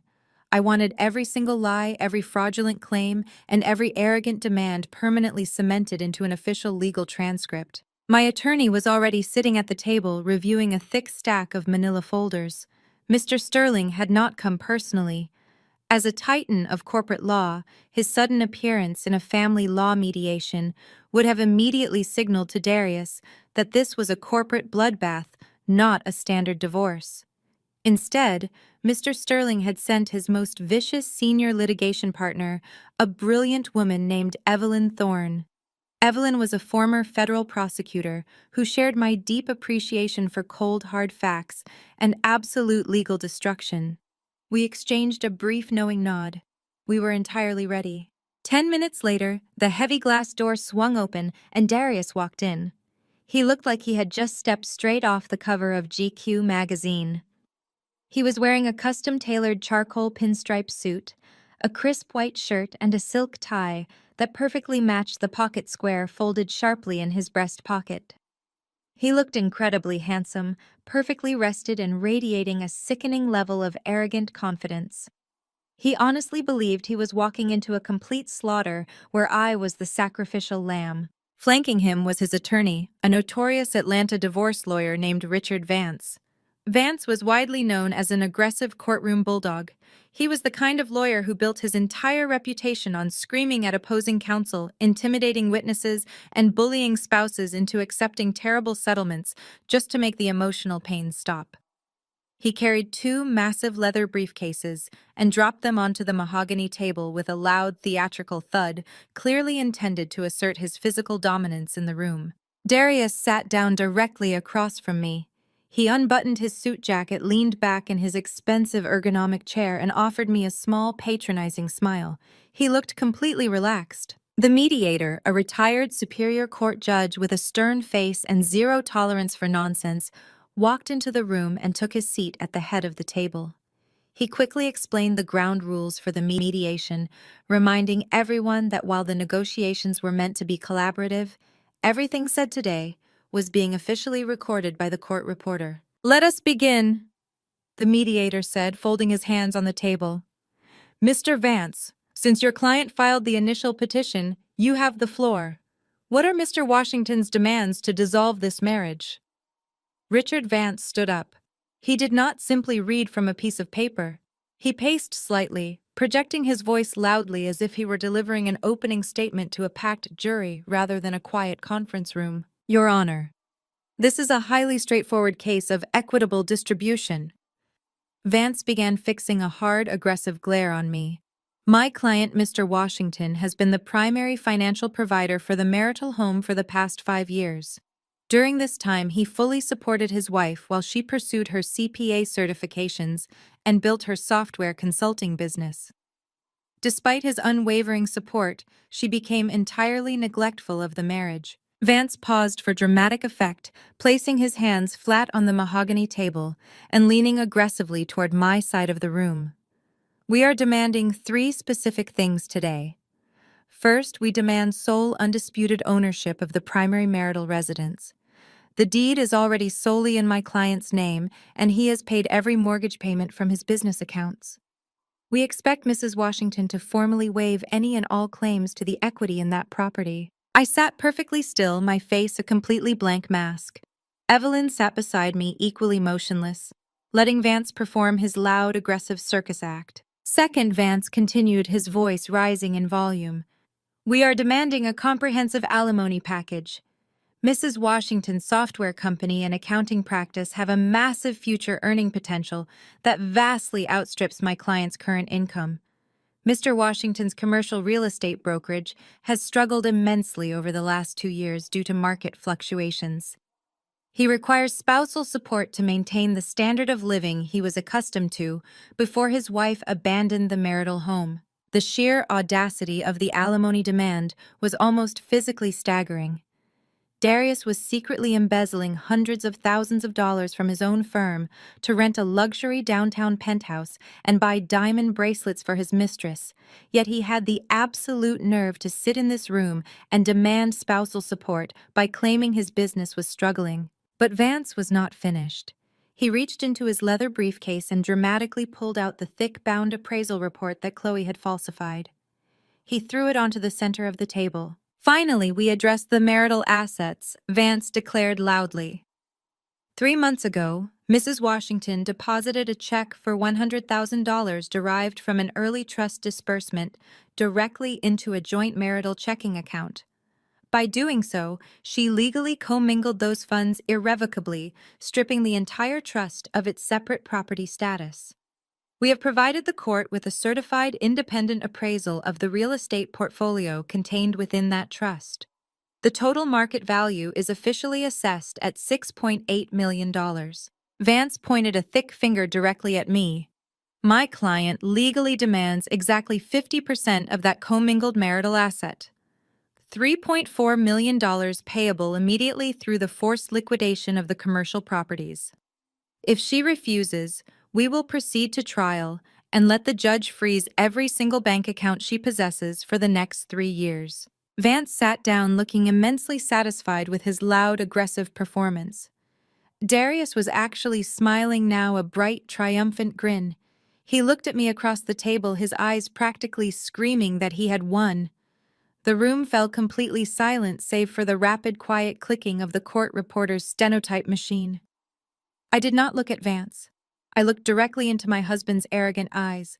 I needed to lock him entirely into his own lies on the official record. "Before we respond to the demands," I said, keeping my voice incredibly calm and measured, "I just want to clarify a few specific financial points for the official transcript. Darius, you are stating under penalty of perjury that your commercial brokerage has been struggling financially for the last 2 years. Vance immediately bristled.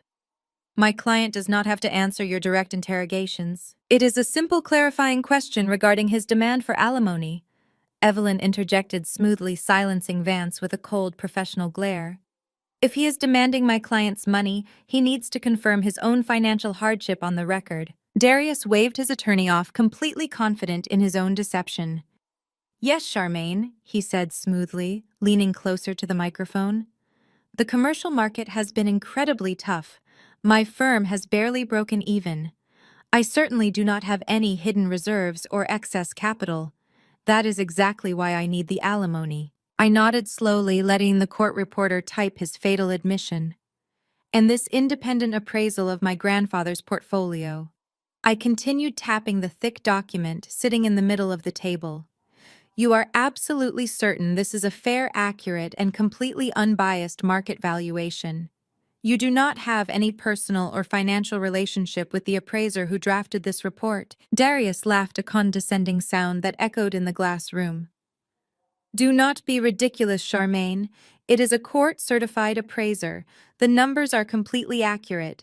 6.8 million is the absolute maximum that old portfolio is worth.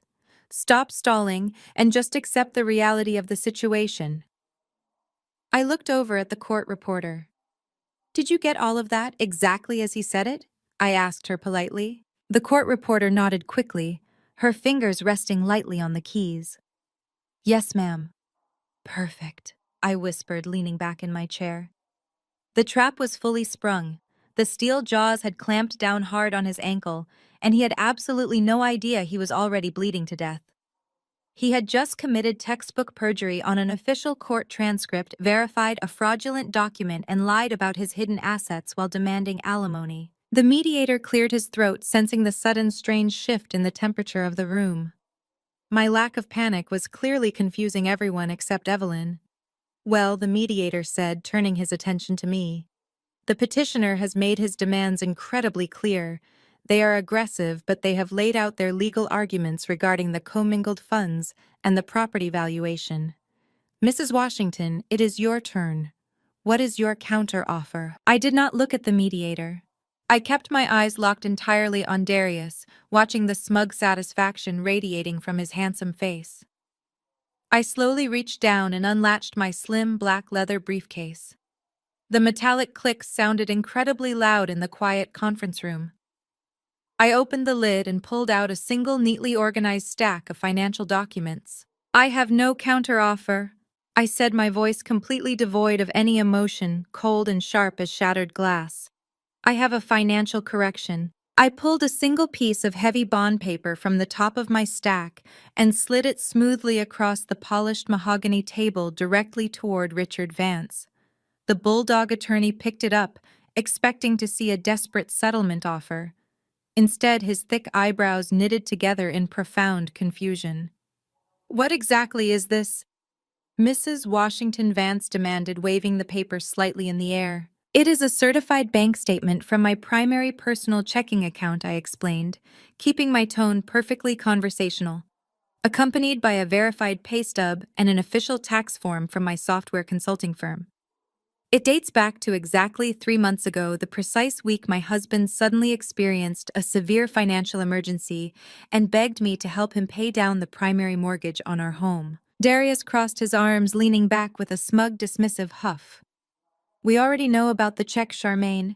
We literally just put it on the official record. You commingled the funds." I turned my eyes to him, dropping the pleasant facade entirely. "I commingled my own earned income, Darius. Not my inheritance." The smug smile instantly vanished from his face. Vance sharply dropped his gaze back to the document in his hands, his eyes scanning the highlighted lines of data with sudden frantic urgency.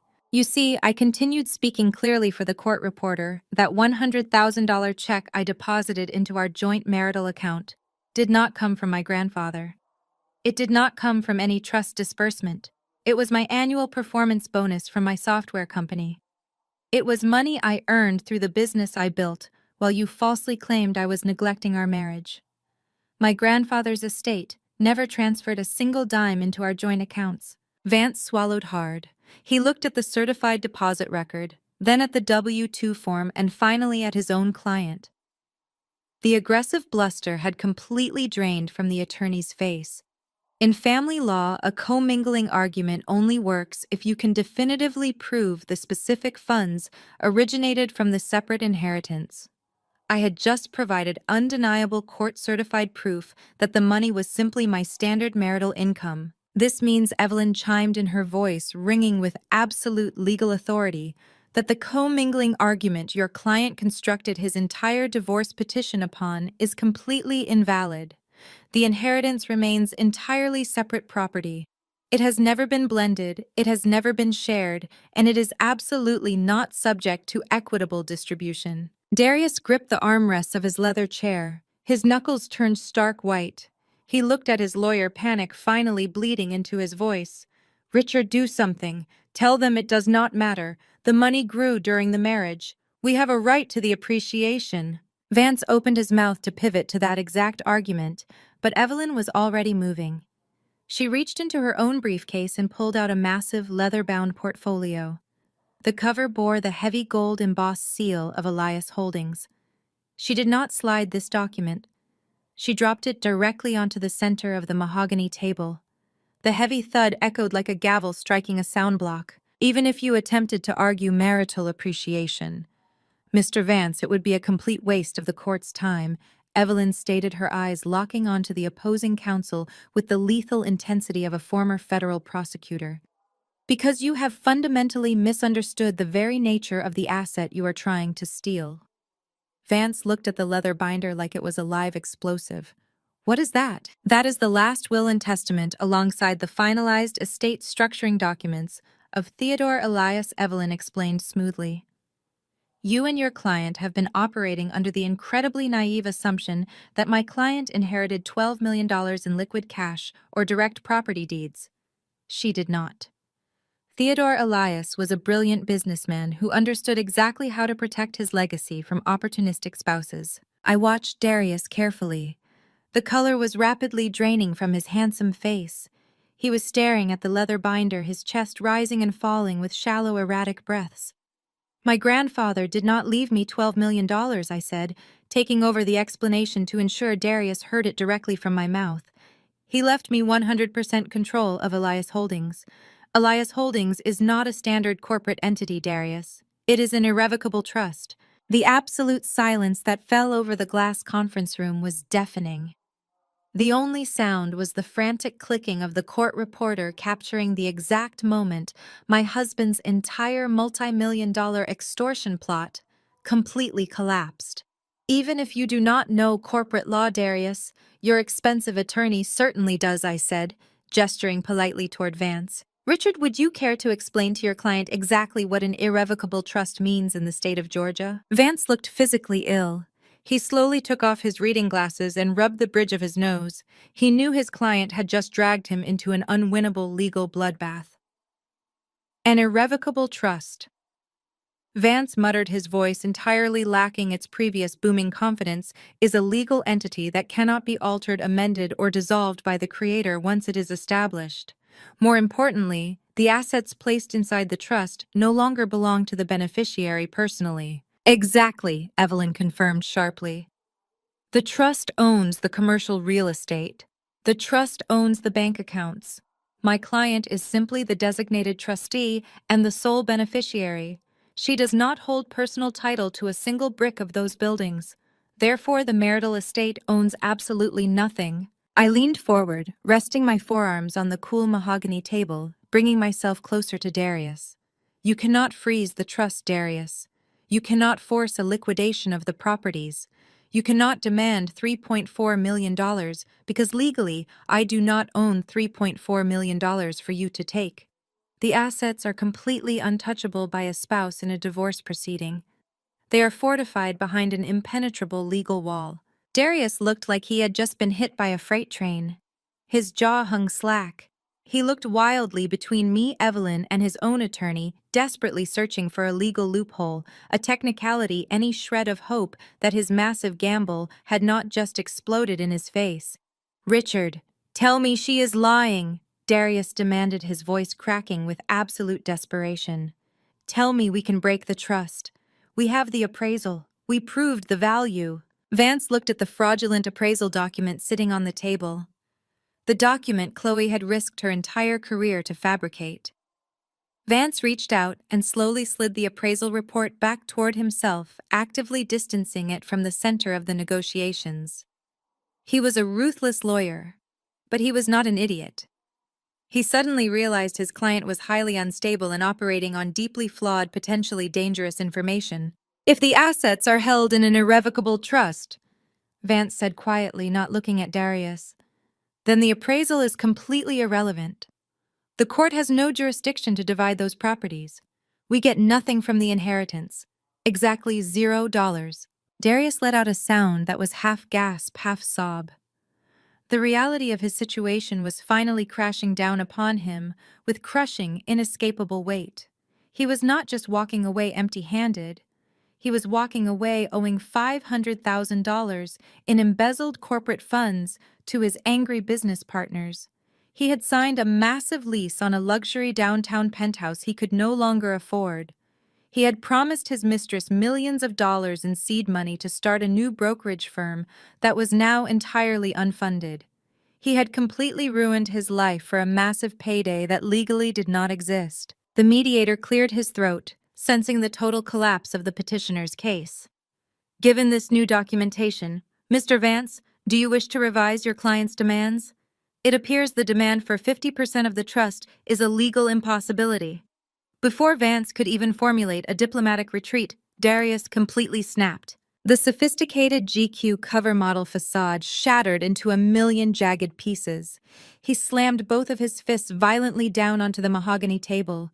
The heavy impact rattled the crystal water glasses and made the court reporter flinch physically in her corner chair. "You manipulative witch!" Darius screamed, entirely forgetting the mediator, the lawyers, and the official court transcript being recorded in real time. His face was twisted in a terrifying mask of pure, unadulterated rage. "You planned this. You set me up. You deliberately hid the trust from me while I paid for your entire life. You set the commingling trap," Darius I replied coldly, completely unfazed by his tantrum. "I simply let you walk right into it." He stood up so violently his expensive ergonomic chair crashed backward onto the marble floor. He pointed a trembling, furious finger directly at my face. You think you have won? He roared, spit flying from his lips. You think you can just walk away and leave me with nothing? I still own the marital house. The deed is strictly in my name. I am going to sell that property. I am going to keep every single penny of the equity, and I am going to make sure you end up on the street with absolutely nothing but the clothes on your back. You are not taking my home from me. I did not flinch at his aggressive outburst. I did not raise my voice to match his screaming. I simply looked down at my wrist, checking the time on my elegant silver watch. It was exactly 10:45 in the morning. I looked back up at my highly erratic husband, offering him a slow, chilling smile. Speaking of the house, Darius, I said, my voice cutting cleanly through his chaotic screaming. You might want to check on your mother. While Darius was standing in the glass conference room screaming about the house he mistakenly believed he still owned, a completely different type of financial nightmare was unfolding exactly 5 miles away. The sweltering Atlanta afternoon sun was beating down on the pristine asphalt parking lot of an exclusive organic grocery store in Buckhead. Keisha and Jamal were casually strolling out of the automatic sliding glass doors, pushing a silver shopping cart overflowing with premium imported cheeses, artisanal wines, and wildly expensive organic steaks. Keisha was wearing her designer sunglasses, chatting loudly on her cell phone to a friend about the massive boat party she was planning for the upcoming weekend. She was swiping her high-limit credit cards with absolute reckless abandon, entirely convinced that her brother's impending divorce settlement was going to elevate their entire family into a permanent state of unrestricted luxury. Jamal was walking lazily a few steps behind her, balancing a tray of expensive cold-pressed juices. He was wearing brand-new designer sneakers he had just purchased that morning, completely oblivious to the financial guillotine that was rapidly dropping toward their necks. As they rounded the corner of the parking aisle, Keisha suddenly stopped dead in her tracks. The expensive leather handbag slipped from her shoulder, hitting the hot asphalt. She ended her phone call without a single word of explanation and let out a piercing, high-pitched scream. Parked diagonally across two empty spaces was a massive, heavy-duty commercial tow truck. Its diesel engine was idling loudly, thick exhaust fumes shimmering in the afternoon heat. The heavy hydraulic lift at the back of the truck was already fully engaged, lifting the front wheels of Keisha's pristine white Range Rover cleanly off the pavement. "Hey!" Keisha screamed at the top of her lungs, abandoning her grocery cart completely and sprinting across the hot parking lot in her expensive heels. "Put my car down right now. What do you think you are doing?" Jamal dropped the cold-pressed juices. The glass bottles shattered loudly across the asphalt, but he did not even look down. He jogged after his wife, trying desperately to quickly adopt a threatening, protective posture. The tow truck driver did not flinch. He was a massive, broad-shouldered man, wearing a high-visibility vest and thick leather work gloves. He had clearly dealt with screaming, entitled luxury car owners 1,000 times before. He calmly secured the heavy metal chains around the front axle of the Range Rover, checked the tension, and then turned to face the hysterical couple charging toward him. "You cannot take my car!" Keisha yelled, her face flushed with a chaotic mixture of intense anger and sudden, blinding panic. "I am fully paid up. My brother handles the corporate lease payments for this vehicle through his brokerage firm. You have the wrong license plate. Unhook it right now before I call the police and have you arrested for grand theft auto." The repo man let out a tired, heavy sigh. He reached into the cab of his truck and pulled out a thick metal clipboard loaded with official legal documents. He stepped forward and shoved the clipboard directly toward Keisha's chest, forcing her to grab it or let it hit the ground. "I do not care who your brother is, lady," the repo man said, his voice entirely flat and completely devoid of any sympathy. "I just follow the paperwork. You are exactly 60 days past due on your premium financing agreement. The legal grace period expired yesterday.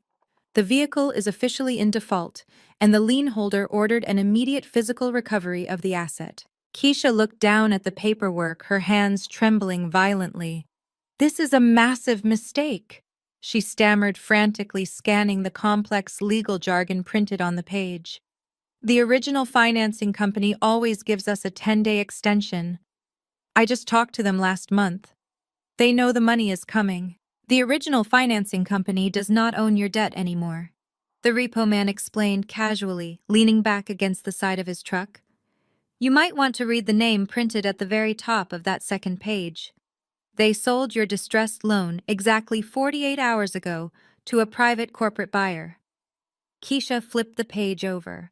Her eyes widened in absolute horror as she read the bold black font designating the new legal owner of her vehicle loan. The new lien holder was officially listed as a subsidiary debt collection agency completely owned and operated by Elias Holdings. She remembered my calm warning in the driveway just a few days ago. I had not been making a petty, empty threat. I had actually gone into the open commercial debt market and legally purchased the outstanding note on her luxury car, using the vast financial resources of my grandfather's trust. Once Elias Holdings owned the debt, my corporate lawyers had immediately exercised the acceleration clause hidden deep within the fine print of her original contract. Because she had missed 2 consecutive payments, the entire remaining balance of $80,000 was legally due in full immediately upon demand. "You cannot do this!" Keisha whispered, the aggressive fight completely draining out of her body, leaving nothing but sheer terror. "Where am I supposed to get $80,000 right now? How are we supposed to get home?" The repo man shrugged indifferently. He snatched the metal clipboard back out of her trembling hands and climbed up into the high cab of his truck. He slammed the heavy door shut, shifted the powerful diesel engine into drive, and pulled slowly out of the parking lot. Keisha and Jamal stood frozen in the sweltering heat, watching the pristine white Range Rover bounce slightly on the hydraulic lift as it disappeared down the busy Atlanta street.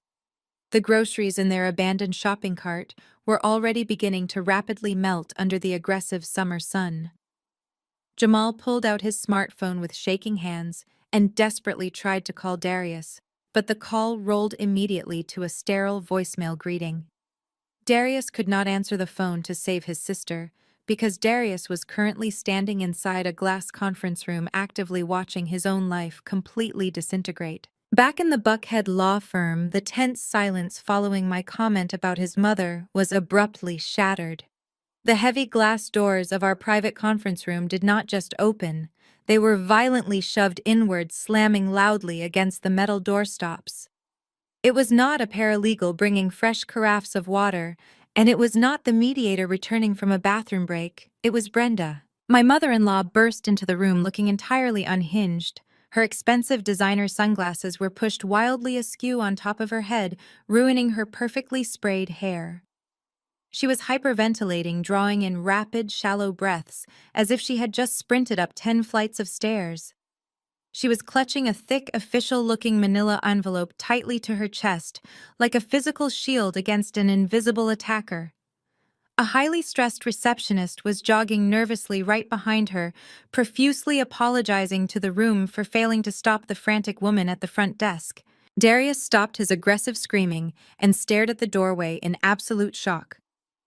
"Mom, what in the world are you doing in here?" he demanded, his voice dropping from a furious roar to a confused, embarrassed whisper. "We are in the middle of a highly confidential legal mediation. You cannot just burst in here." Brenda completely ignored her son. She did not even look at his high-priced attorney. Her wild, panicked eyes darted immediately across the mahogany table and locked directly onto me. She marched aggressively forward, her heels echoing sharply on the marble floor, and violently slammed the thick manila envelope down onto the center of the table right next to the fraudulent appraisal report. "They threw me out!" Brenda shrieked, her voice cracking with a hysterical, terrified edge that made the court reporter physically recoil in her chair. "What are you talking about?" Darius asked, stepping quickly toward her and grabbing her shaking shoulders. "Who threw you out? Did you get into an argument with the landscapers again?" Brenda shook her head frantically, tears of absolute humiliation spilling over her expensive makeup and running down her cheeks. "Not the landscapers, Darius. The police. A Fulton County Sheriff's deputy just knocked loudly on the front door of the house. I was in the master bedroom packing my designer luggage for the Bora Bora trip, and I heard him pounding on the wood." She pointed a violently trembling finger down at the envelope on the table. "He did not come to ask questions." Brenda sobbed, struggling to catch her breath. "He came to officially serve a 24-hour emergency eviction notice. He told me I was legally trespassing on bank-owned property." He stood right there in our grand foyer and watched me pack a single garbage bag full of my clothes. He forced me to walk out the front door, and then he changed the deadbolt locks right in front of my face. We are completely locked out of the house, Darius.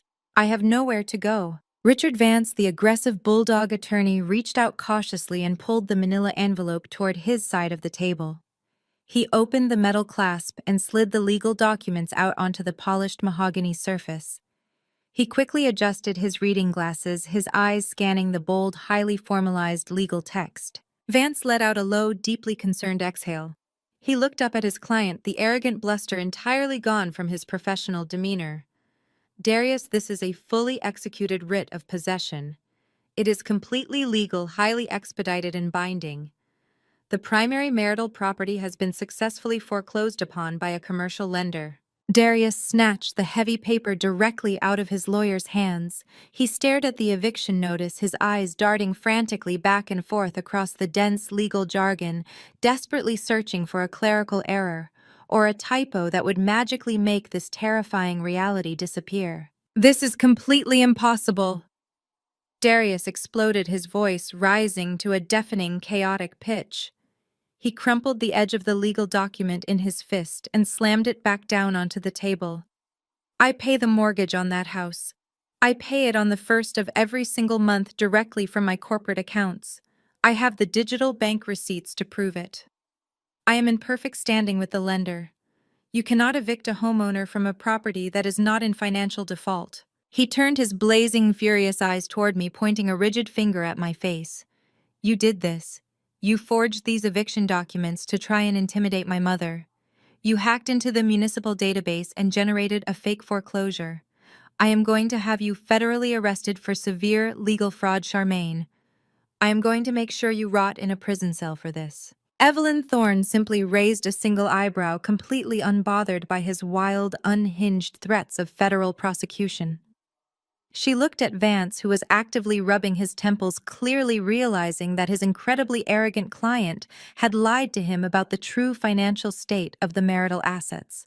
Darius Vance asked slowly, his voice tight with rising frustration, "Did you miss any primary payments? Did you bounce a corporate check? Is there absolutely anything regarding the financial stability of this property that you conveniently failed to disclose to me when I agreed to take your case?" I swear on my life, Richard.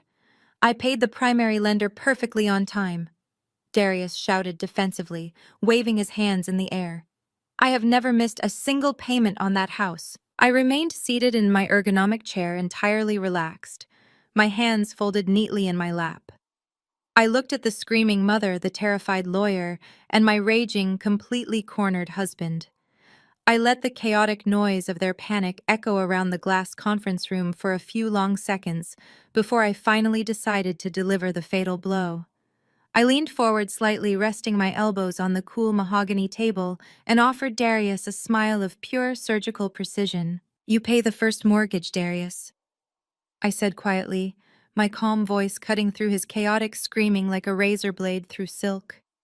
"You didn't tell your lawyer about the secret second mortgage you took out to fund Chloe's penthouse, did you?" Richard Vance whipped his head around to stare at his client. The color drained from the veteran attorney's face so rapidly, he looked physically ill. "A second mortgage?" Vance asked, his voice a dangerous, quiet hiss. "Darius, what exactly is she talking about? Did you encumber the primary marital asset without disclosing it to me?" Darius opened his mouth, but absolutely no sound came out. His confident, arrogant posture completely collapsed in a matter of seconds. He looked like a man who had just stepped blindly off a steep ledge and was suspended in the air, simply waiting for the inevitable crushing impact with the ground. "Let me fill in the blanks for you, Richard," I offered smoothly, leaning back in my ergonomic chair and casually adjusting the cuffs of my suit jacket. About 6 months ago, Darius realized that his quiet embezzlement from his own commercial brokerage firm was not quite enough to sustain the incredibly lavish lifestyle his mistress Chloe demanded. He needed a massive injection of liquid capital to fund the downtown penthouse lease, the luxury vacations to Cabo, and the designer jewelry she expected. So he quietly took out a massive secondary mortgage on the Buckhead house, I paused intentionally, letting the severe gravity of the situation sink deeply into the quiet conference room. The major problem, Richard, is that he deliberately hid this secondary financing from his primary mortgage lender. That is a direct, undeniable violation of his primary loan covenants. It is the textbook legal definition of loan fraud.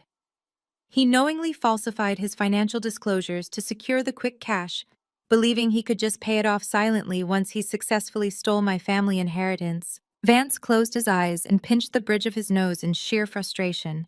He knew exactly what that meant. In the state of Georgia, intentionally hiding a massive secondary debt from a primary lien holder triggers an immediate non-negotiable default clause on the property. But that still does not explain how you evicted my mother today. Darius finally choked out his voice, trembling with a chaotic mixture of rising terror and lingering desperate defiance. The primary lender did not foreclose on me. I would have received official notices in the mail. I would have received phone calls from the bank warning me about the default. You did not receive any notices from the original bank, Darius, because the original bank no longer owns your fraudulent debt.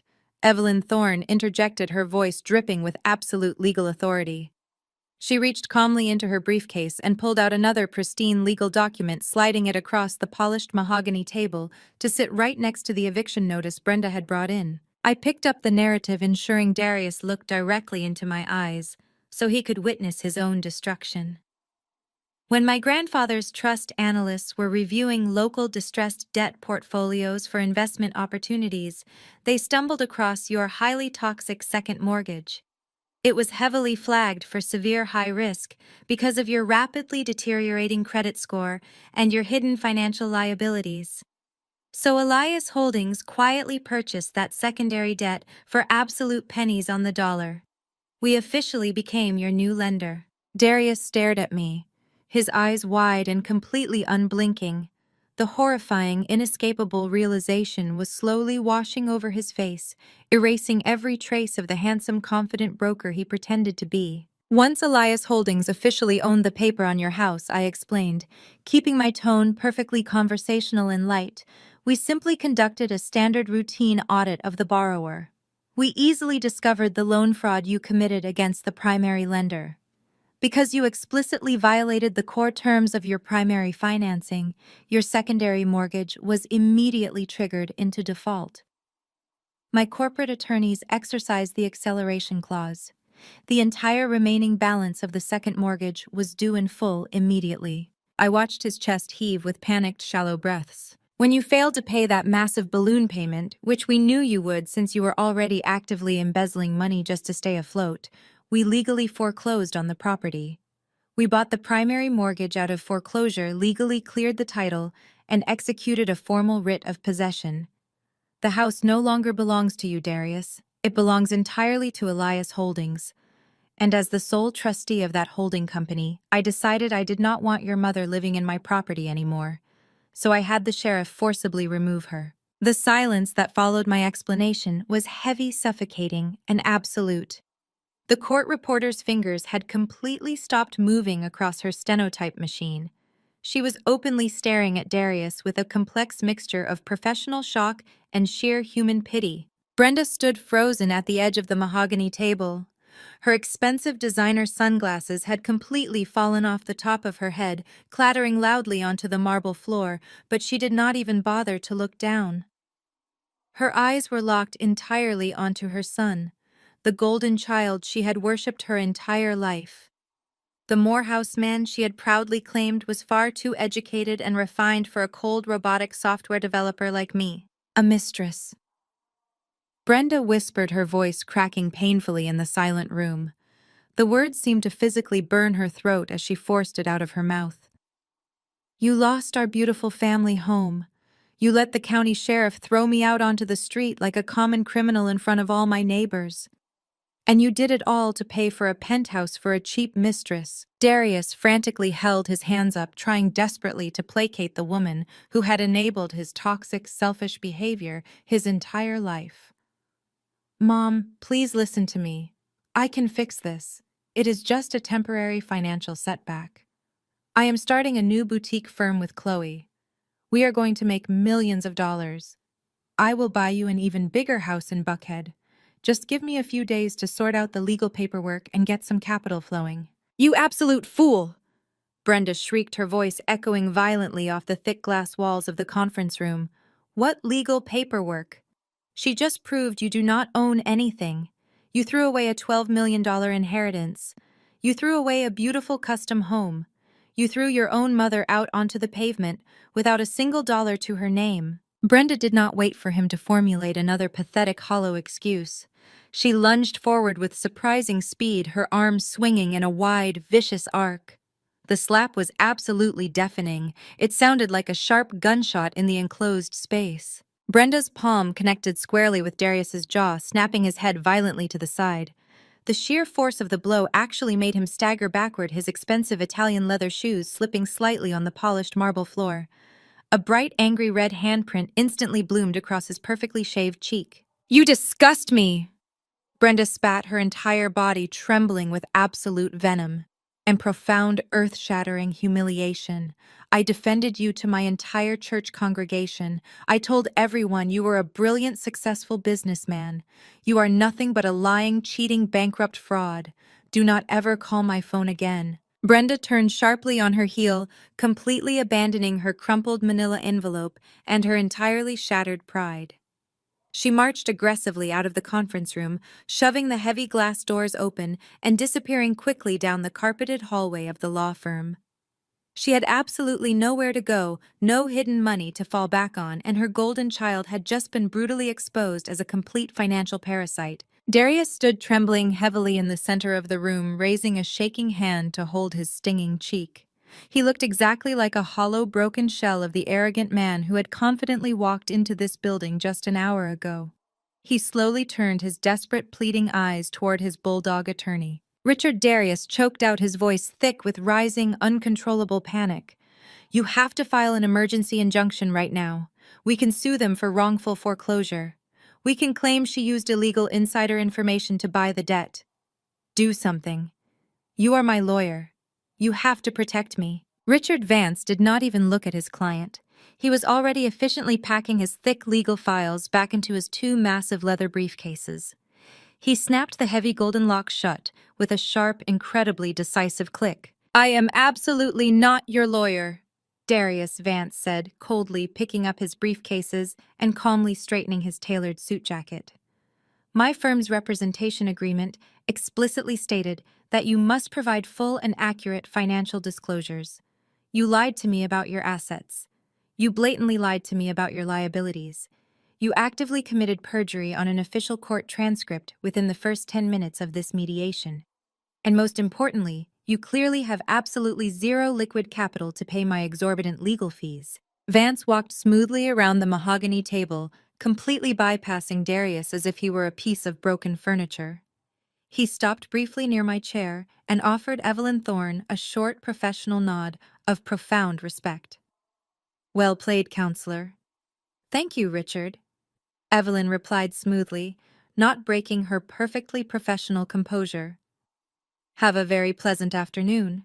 Vance walked out of the room without looking back a single time, leaving his completely ruined, financially devastated client standing entirely alone in the crosshairs of my revenge. The mediator let out a long, heavy breath, officially recognizing that the entire legal proceeding had completely collapsed beyond any hope of repair.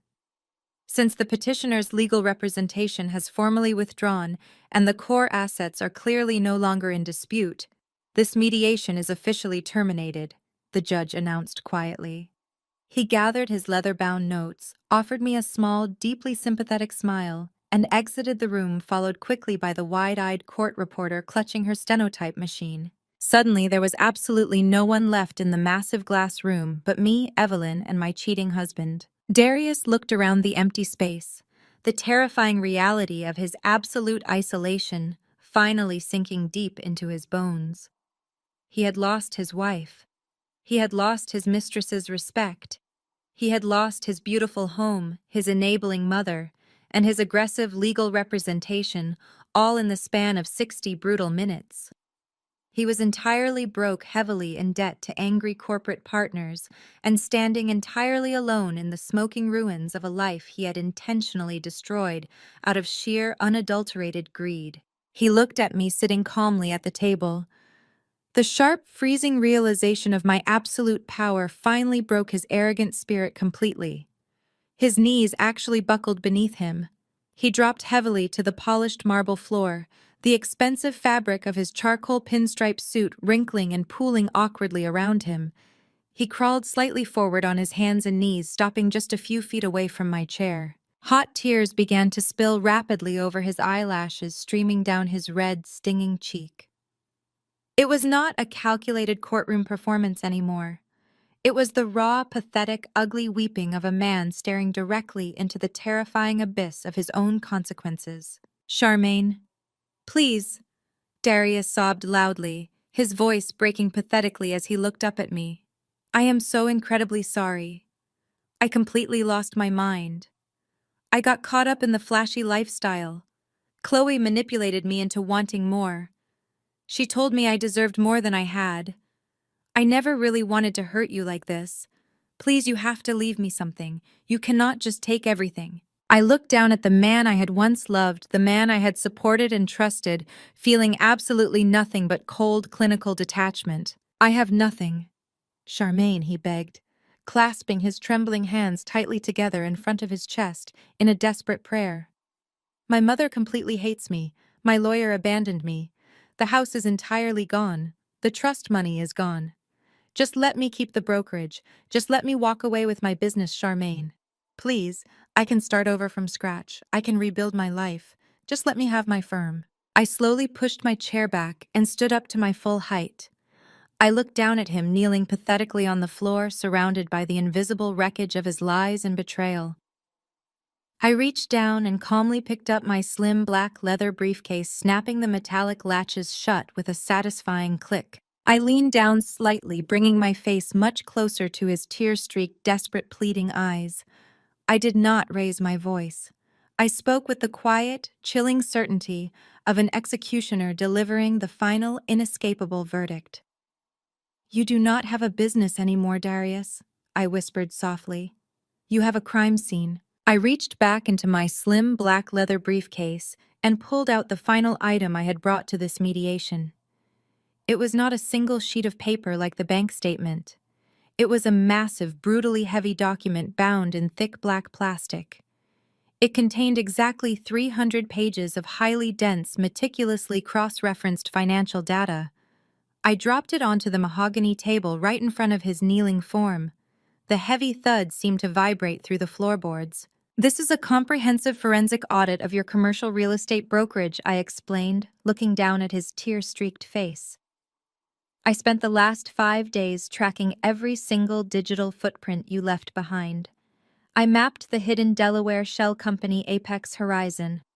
I documented the 54 separate wire transfers you initiated over the last 2 years. I traced the fake marketing invoices you generated to justify moving capital out of your primary operating accounts." Darius stared blankly at the thick black binder. He did not reach out to open it. He simply let his eyes trace the bold white lettering on the cover. "You embezzled exactly $500,000 from your own business partners." I continued, my voice entirely devoid of pity. "You drained your firm's operational liquidity to lease a penthouse and buy diamond bracelets for a woman you met at a networking mixer. You are entirely bankrupt, Darius, and worse than that, you are a thief." Before Darius could even attempt to formulate a pathetic response to the undeniable proof of his corporate crimes, the heavy glass doors of the conference room were violently thrown open for the second time that afternoon. I looked up to see Chloe charging into the room. She was wearing a sharp emerald green designer suit, clearly intending to look like a highly successful corporate executive arriving to claim her hard-earned prize. Darius must have frantically texted her from under the table when my lawyer first dismantled his commingling argument, begging her to come and help him salvage their criminal enterprise. Chloe stopped dead in her tracks when she saw the complete devastation inside the room. She saw Richard Vance's empty chair. She saw the crumpled eviction notice sitting on the table. And then she looked down and saw her handsome, arrogant boyfriend kneeling pathetically on the marble floor, openly weeping. "Darius, what in the world is going on?" Chloe demanded, her sharp voice echoing loudly in the empty space. She marched forward, her heels clicking aggressively. "You texted me that there was a minor legal complication with the trust. Why is your lawyer gone? Where is our seed money?" Darius could not even look at her. He kept his eyes locked firmly on the marble floor, his shoulders shaking with silent sobs. "There is no seed money, Chloe," I answered for him, my voice completely calm and steady. "And unfortunately for you, there is no boutique commercial brokerage in your future either." Chloe whipped her head around to glare at me. Her perfectly contoured face twisted into a mask of pure, unadulterated hatred. "You think you can just outsmart us with your expensive corporate lawyers?"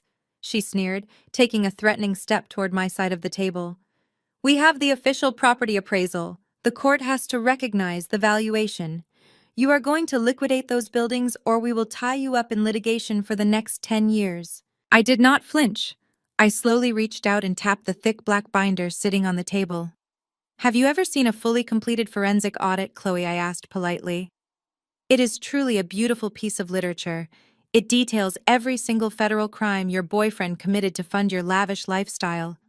And the best part is it directly links the embezzled funds to your private offshore accounts." Chloe scoffed loudly, crossing her arms over her chest, trying desperately to maintain her aura of untouchable superiority.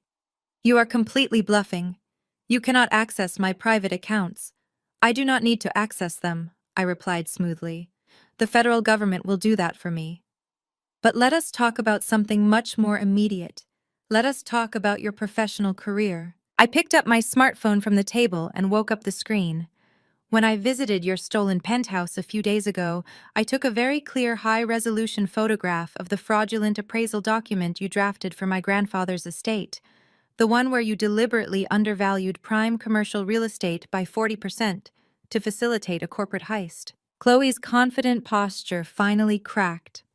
A flicker of genuine terror flashed across her eyes, but she quickly tried to mask it with aggressive bluster. "A picture of a draft document proves absolutely nothing. It proves enough for the Georgia Real Estate Appraisers Board," I countered, smiling coldly. "While Darius was busy screaming at his lawyer 10 minutes ago, my team securely forwarded that photograph, along with a certified comparative market analysis, directly to the state licensing board. They take court manipulation incredibly seriously." I paused, letting the silence stretch tightly between us before delivering the fatal blow. "The board voted on an emergency injunction 30 minutes ago. Your professional appraisal license has been suspended immediately, pending a full criminal investigation. You are officially barred from practicing real estate valuation in the state of Georgia. You will never appraise a single property ever again." Chloe physically staggered backward, as if I had just struck her across the face. Her mouth opened and closed silently, entirely incapable of processing the sudden, absolute destruction of the prestigious career she had spent over a decade building. "No," she finally gasped, her hands flying up to cover her mouth.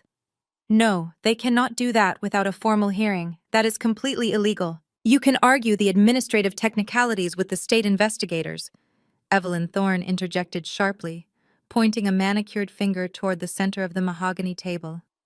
"But I highly suggest you worry about your criminal defense instead. The state board is just the beginning. The fraud you committed on that official court document carries a mandatory minimum sentence in federal prison." Chloe looked down at the center of the table.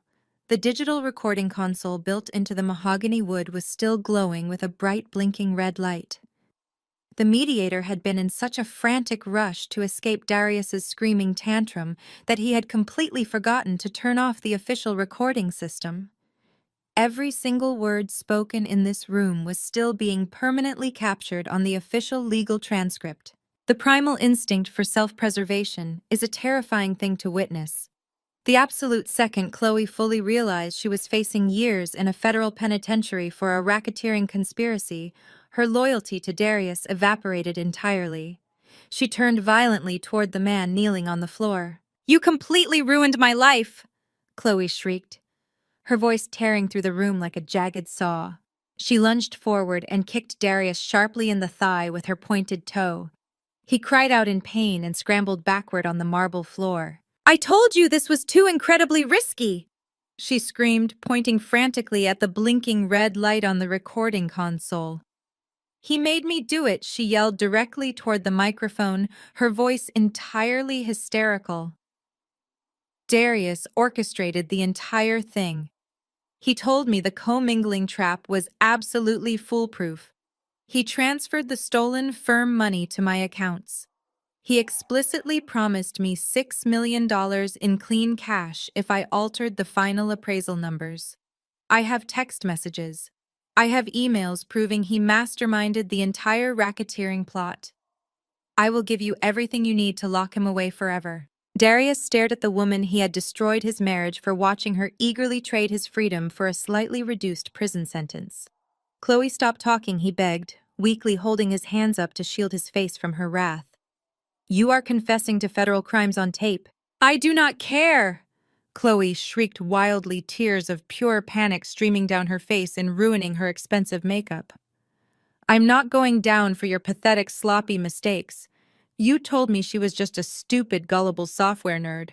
You told me this would be incredibly easy. You are a complete failure." She spun around, grabbed her designer handbag, and sprinted blindly out of the conference room. The heavy glass doors slammed shut behind her, leaving a ringing silence in her wake. She was rushing out to find a criminal defense attorney, hoping to secure a plea deal before the federal indictments dropped. Darius slowly lowered his hands. He looked utterly devastated, completely hollowed out by the rapid consecutive betrayals of everyone he thought he controlled. He slowly pulled himself up from the floor and slumped heavily into the nearest leather chair, burying his face in his hands. Then the sharp, cheerful ringtone of a cell phone broke the heavy silence.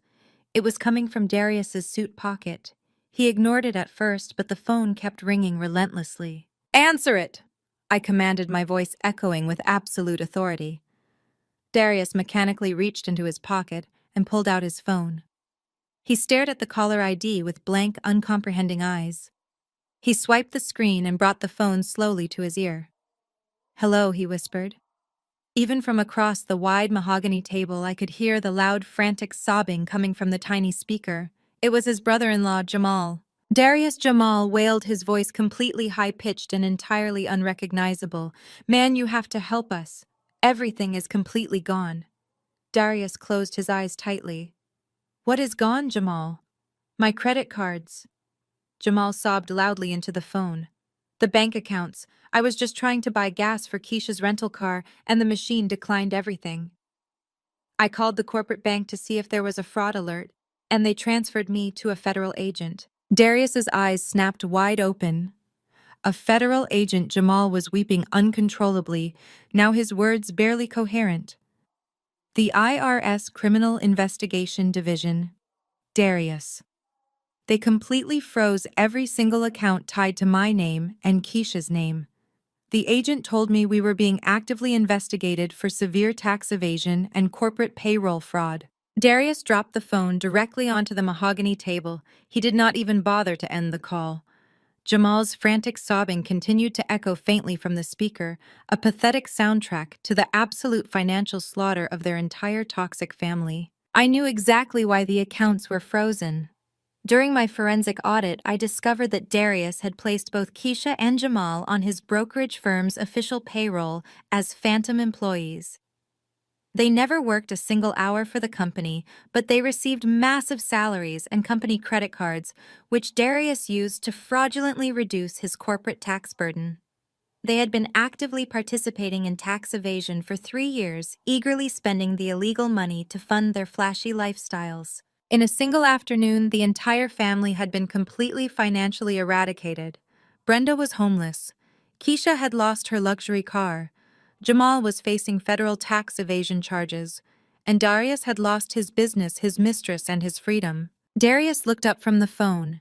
His face was completely ashen, entirely devoid of any blood or life. His hands were shaking so violently they rattled against the polished wood of the table.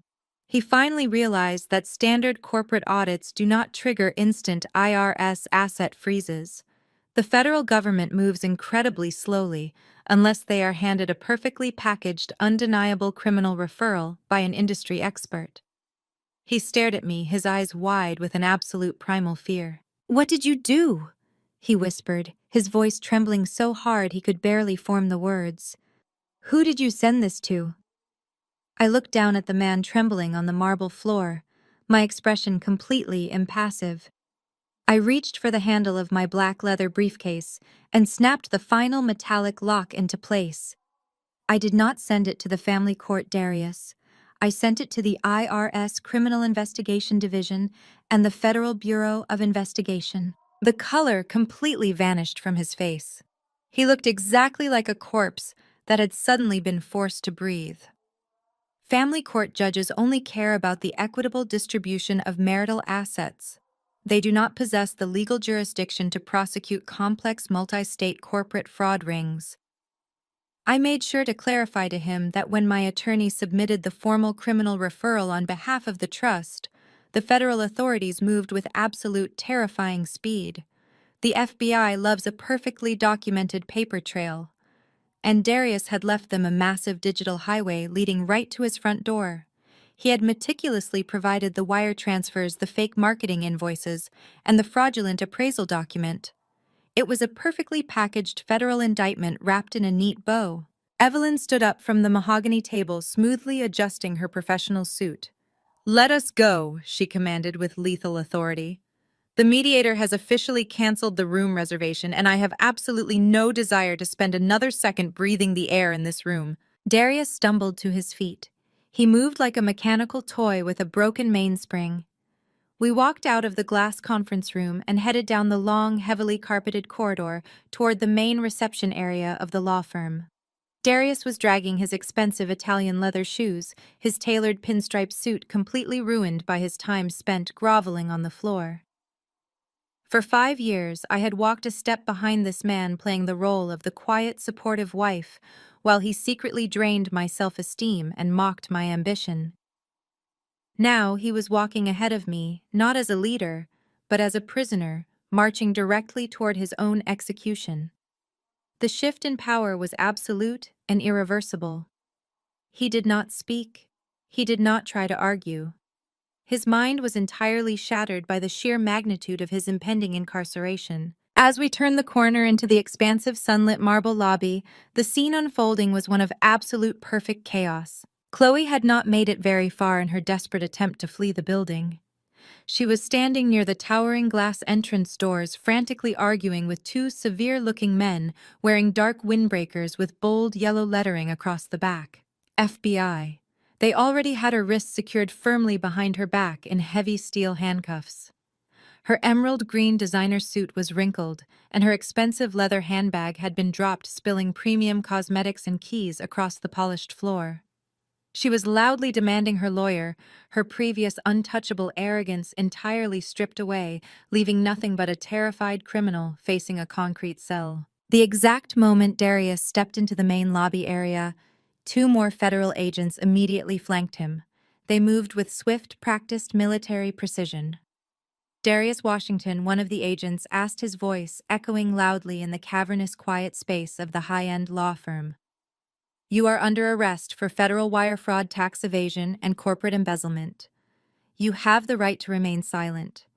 Anything you say can and will be used against you." When Chloe saw Darius walking out in cuffs, she started screaming at him again from across the lobby, blaming him loudly to the arresting agents, offering to turn state's evidence right there on the spot. There is absolutely no honor among thieves, especially when faced with federal mandatory minimum sentences. The agent forcibly turned Darius around and locked the cold steel cuffs around his wrists. The sharp metallic click of the locking mechanism seemed to echo forever in the high-ceilinged room. Suddenly, a high-pitched, agonizing wail shattered the tense air.